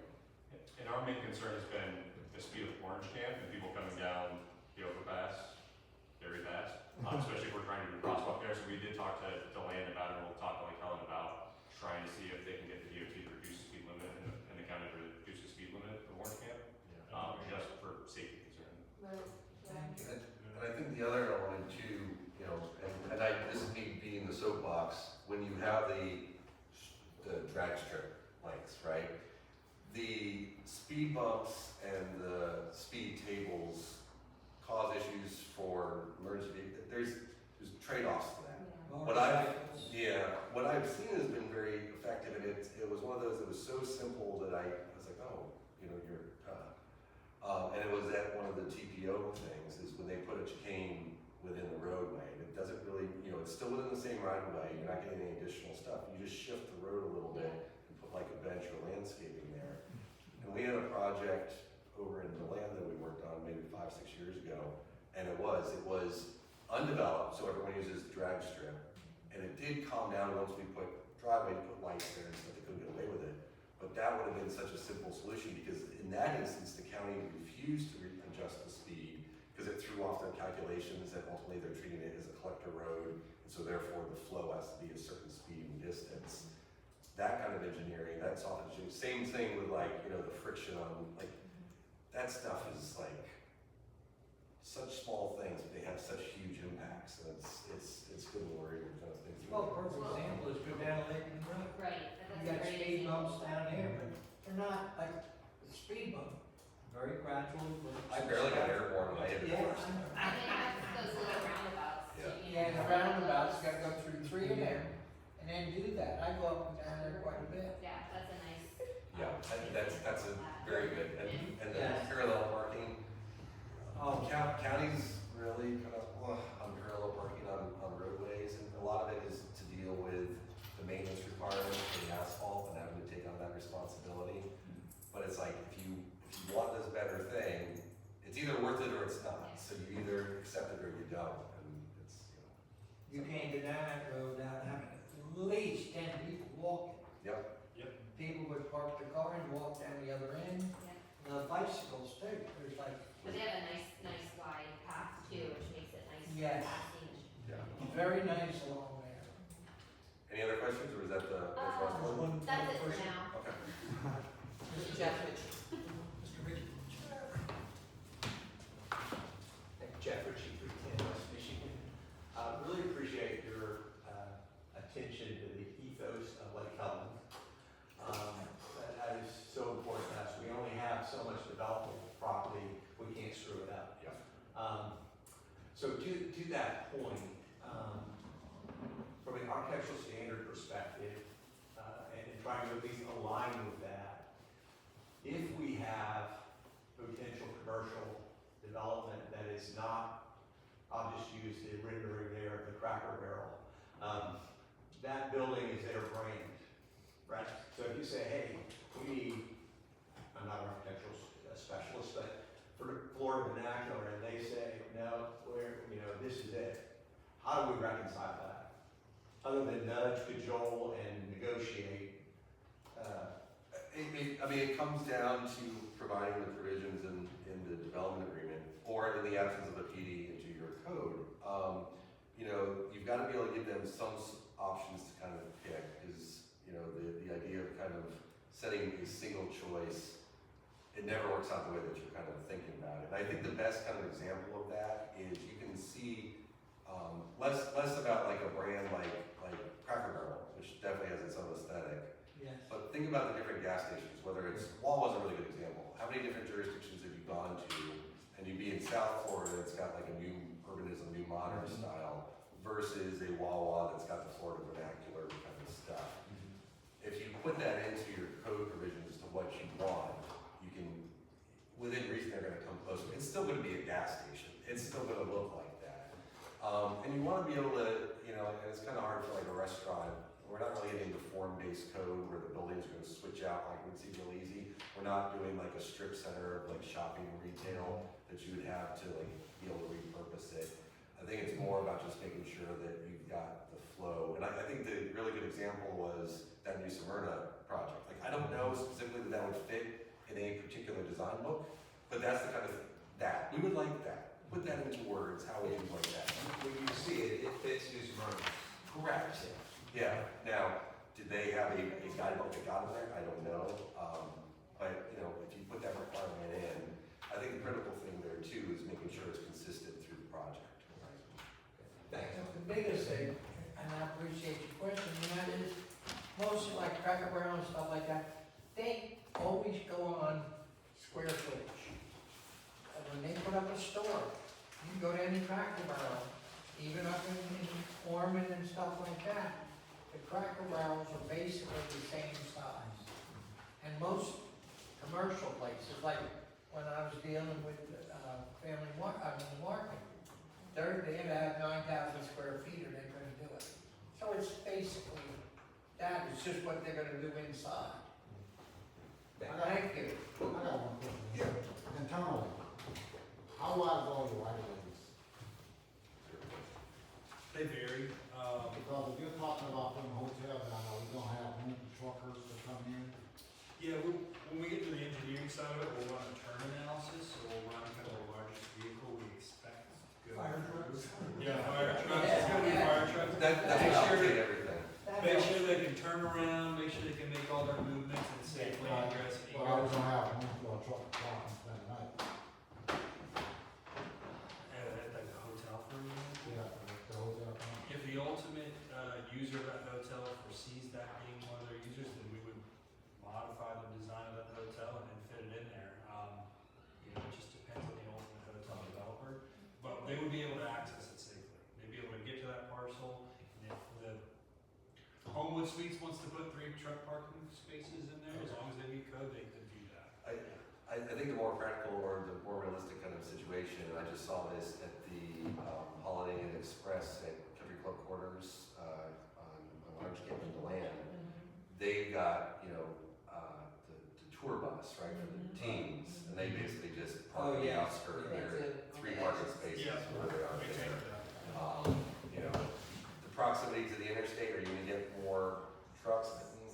Maybe, but probably not. Like, I think the target would be more, yeah. Get more of that. Well, the Yeah, question, truck. it just seems like we're crushing a lot of stuff right there, and there. So to think that that's probably gonna happen is probably gonna happen. Right. Well, and that's the thing, so the conceptual says, okay, what can we play in the sandbox? Then you go through the engineering, and then like, once those are known, then you have to make it fit, and it's gotta meet you know, Shane Lanu and fire safety is gonna review all that. The traffic flow is the biggest thing. Deliveries, right? How do the trucks come in and drop off? That's what I thought about. That's exactly right. Especially how we're coming in and you gotta go all the way down here. Yeah. Yeah. You know, you're gonna have trucks going in all day, every day. Yeah, to be able to service that. That has to be able to be handled internally, because we don't have the external access on our chain. Now that this gentleman brought that up, the apartments over on Luther King, after they got it up, it was about 2 or 3 months. Then all of a sudden, on Friday one night, there's 3 tractor trailers across the street parked there. On the easement there, you know, they don't have any place. Taking a nap. No, they weren't taking no naps. But that's what I'm saying, so it's a questionable thing. Well, like we will say, you know, we have the full road going east-west, and then we have, Yeah. we've kind of designed it so there's cross-access between the parking lots all the way, so there's multiple options. You're only going a couple of parcels in, or if you're turning around, so there is technically east-west 3 connections internally there. Gotcha. So we did plan to allow for a little bit of flow and movement within the site. And then she brought up, well, it's gonna be a gated community also, you gotta look at all of that, trying to get the trucks in and out. Absolutely. The truck move in. The illustrious Amazon truck though, they're 8 times a day. Uh-huh, yes. Yeah. They're vans now. Yeah. Okay. Sure not. I have a question. I haven't filled out my card yet. It's all right. That's all right. You can tell us. It's disreputable, I wouldn't trust it. Derek Mears, 351 Lemon. My question would be, the city has certain population density goals. How, did you mention how this with a multifamily would affect population? I don't think we did specifically, and I don't know how much conversation happened with the comp plan before. I think it was an analysis as part of the comp plan. Okay, Yeah. yeah, so, I can get the. So info for it. 348 units, what's the average population? Well, so they look at countywide, the University of Florida, Department of, But yeah, I mean, it'll be a population cluster on that west side of residents there that will be residents of Lake Helen. You know, some of the occupants will be under 18, you know, and Right, so but is it like if for an apartment in the West Volusia area, is it 2 people per apartment? Is it? Yeah, I have to look into the numbers, that's probably pretty close. Okay. Occupancy rate's gonna be less So than you're adding 700 residents to a town that has 3,000-ish residents. So that's gonna change the population of our town significantly, and it's gonna be in a dense area. And so as an employment center, the way that's set up is, like, I really wanted to look at this project, and actually I kind of like it. Okay. Because I wanted to not like it, because it's gonna really change things. But I think there's something that's gonna go there eventually. I think as a community, we want an employment center. There's arguments whether the prior projects would do that. This, I think, could be, there's some employment there, but I think it could be significantly a good situation for our tax base. But my concern is the population change, because there's other potential projects that would also change. So, and my comments aren't for you, Mike, and Mike and I grew up in London together, but, you know, for the board, like, this is zoned as an EC. Like, you do not have to rezone this. Like, it's not like we have to take something, because unless, you know, we're passing something like this because we don't want live local. Like, this might be the compromise where we're gonna get a say. I think you're being respectful with how you wanna make it look like a Lake Helen. Your setbacks benefit the front versus the back. Like, I can tell, like, you're trying, but it's just, it changes, you know, for us. And change might be inevitable, and so we just want you to do it to benefit the town as much as possible. Were you here when I was talking earlier about the difference between setting policy and, Yeah, okay, the policy of 348 was already set. okay, When we amended our comp plan, it would have been very easy for the city to say, no, that's more population than we want. Once they amended the comp plan and said, okay, you can have a 348, that changes the policy of the city over how many apartments can go there. in an EC. We amended our EC to allow 348 residential units just on this EC, this one only. It's specific in our comp plan. So that was once a good move when that change was made, by them. well, when that change was made, that changed that was the policy. And there's a lot of discussion about that. The commission and everybody knew we were making a policy change. Initially, they came in and asked for that before Live Local, and the city said no. Right. We want to stay commercial. Live Local came in, and all of a sudden now we are going to have to take some level of multifamily. So you can either let them build according to Live Local and they get what they get, or we work with them. The decision was made to work with them. Well, I mean, live local does not benefit Lake Helen because we really would not get the tax revenue that we would get from something like this. So this is. But the downside of Live Local is we couldn't say no. We Well, said no to multifamily before. Well, we can hold them to the standards that exist. We can't say no to multifamily. That's the problem. Well, I mean, there's, No, we couldn't. so just EC, you can put live local homes in there. If you have industrial commercial land, they have a right under Live Local to build multifamily to the maximum density you allow within your jurisdiction, to the maximum height within 1 mile of the project of your jurisdiction. Can't you take it straight to staff? It never goes to the public. Straight to staff. Yeah. So, yeah, I'm glad we're not doing that. Yeah, and then you gotta have 40% affordable housing. We could, Which we don't get tax revenue on. We get lots of tax. And it's all area, medium, income and all that yeah, stuff. so it was really the shift, the thing that changed everything regarding this project was the local. Because the commission was gonna stand firm, we want commercial there. Yeah. The local came, we couldn't stand firm and say, we're only gonna have commercial. Right. You know, we're gonna get a multifamily project that we may not want.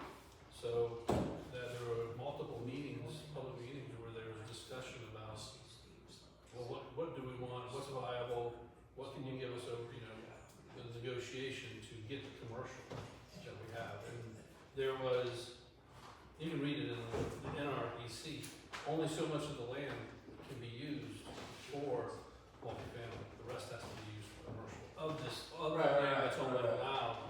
But if they did the local, there would be no commercial necessarily. Well, no, we could require, because it was less than 20%. Right. In our city, we could require that they have a mixed-use project, but the law was changed, and Mike can correct me if I'm wrong, but I was reading it, this part has been, it's been changed, you can't require more than 10%. Right. So that was kind of a weird thing, like that's not really mixed use, but the most you can have is 10%. Yeah. So So Mike, I'm not on this board, I'm here as a resident. So the residents want, like, it to match our city. Correct. And so I think you're trying to do that. So keep working is my public input to everybody here. Keep working and if it's gonna ultimately benefit the city, I think it can be supported. That's our goal. And thank you for your opinion. We appreciate it. Now, if we're all finished, I'd like to let these gentlemen go home. All right, thank you very much. Appreciate your time, everybody, and we will see you again in a couple of months or so with our full update. I was hoping you were going to say a couple of weeks. No. We'll see you next week. Okay, you guys, all good. Meeting's not over. We're just gonna let these gentlemen go. Meeting is over. There's some years where we don't vote. Take care. Good to see you. I wanted to not like Thank this.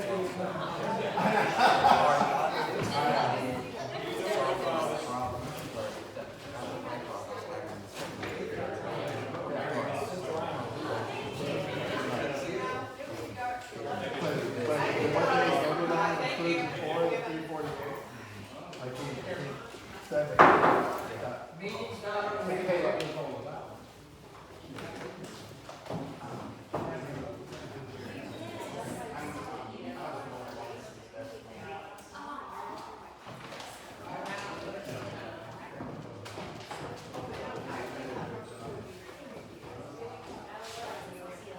We'll be here for the actual vote.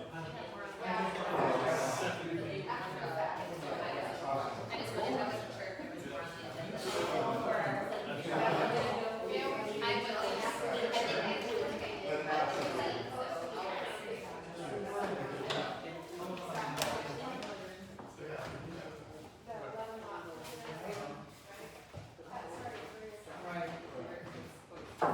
He's got a few things to discuss. I would like to ask these members if they have anything on their mind that they would like to discuss with what's going on in Denver. Do you have anything that you want to get on your mind? A woman that don't complain. What do you want on me? No, that's inappropriate. Oh, that's not what you Yeah, I will. No, Don't worry seriously, I about it. have no, concern with whatsoever. No, that's a great thing. I don't wish. Okay, now, I just want to say something. There's a certain board member here, I wouldn't point to nobody or nothing. But let me tell you something, I just want to say to him, Earl, thank you for all your help with this board.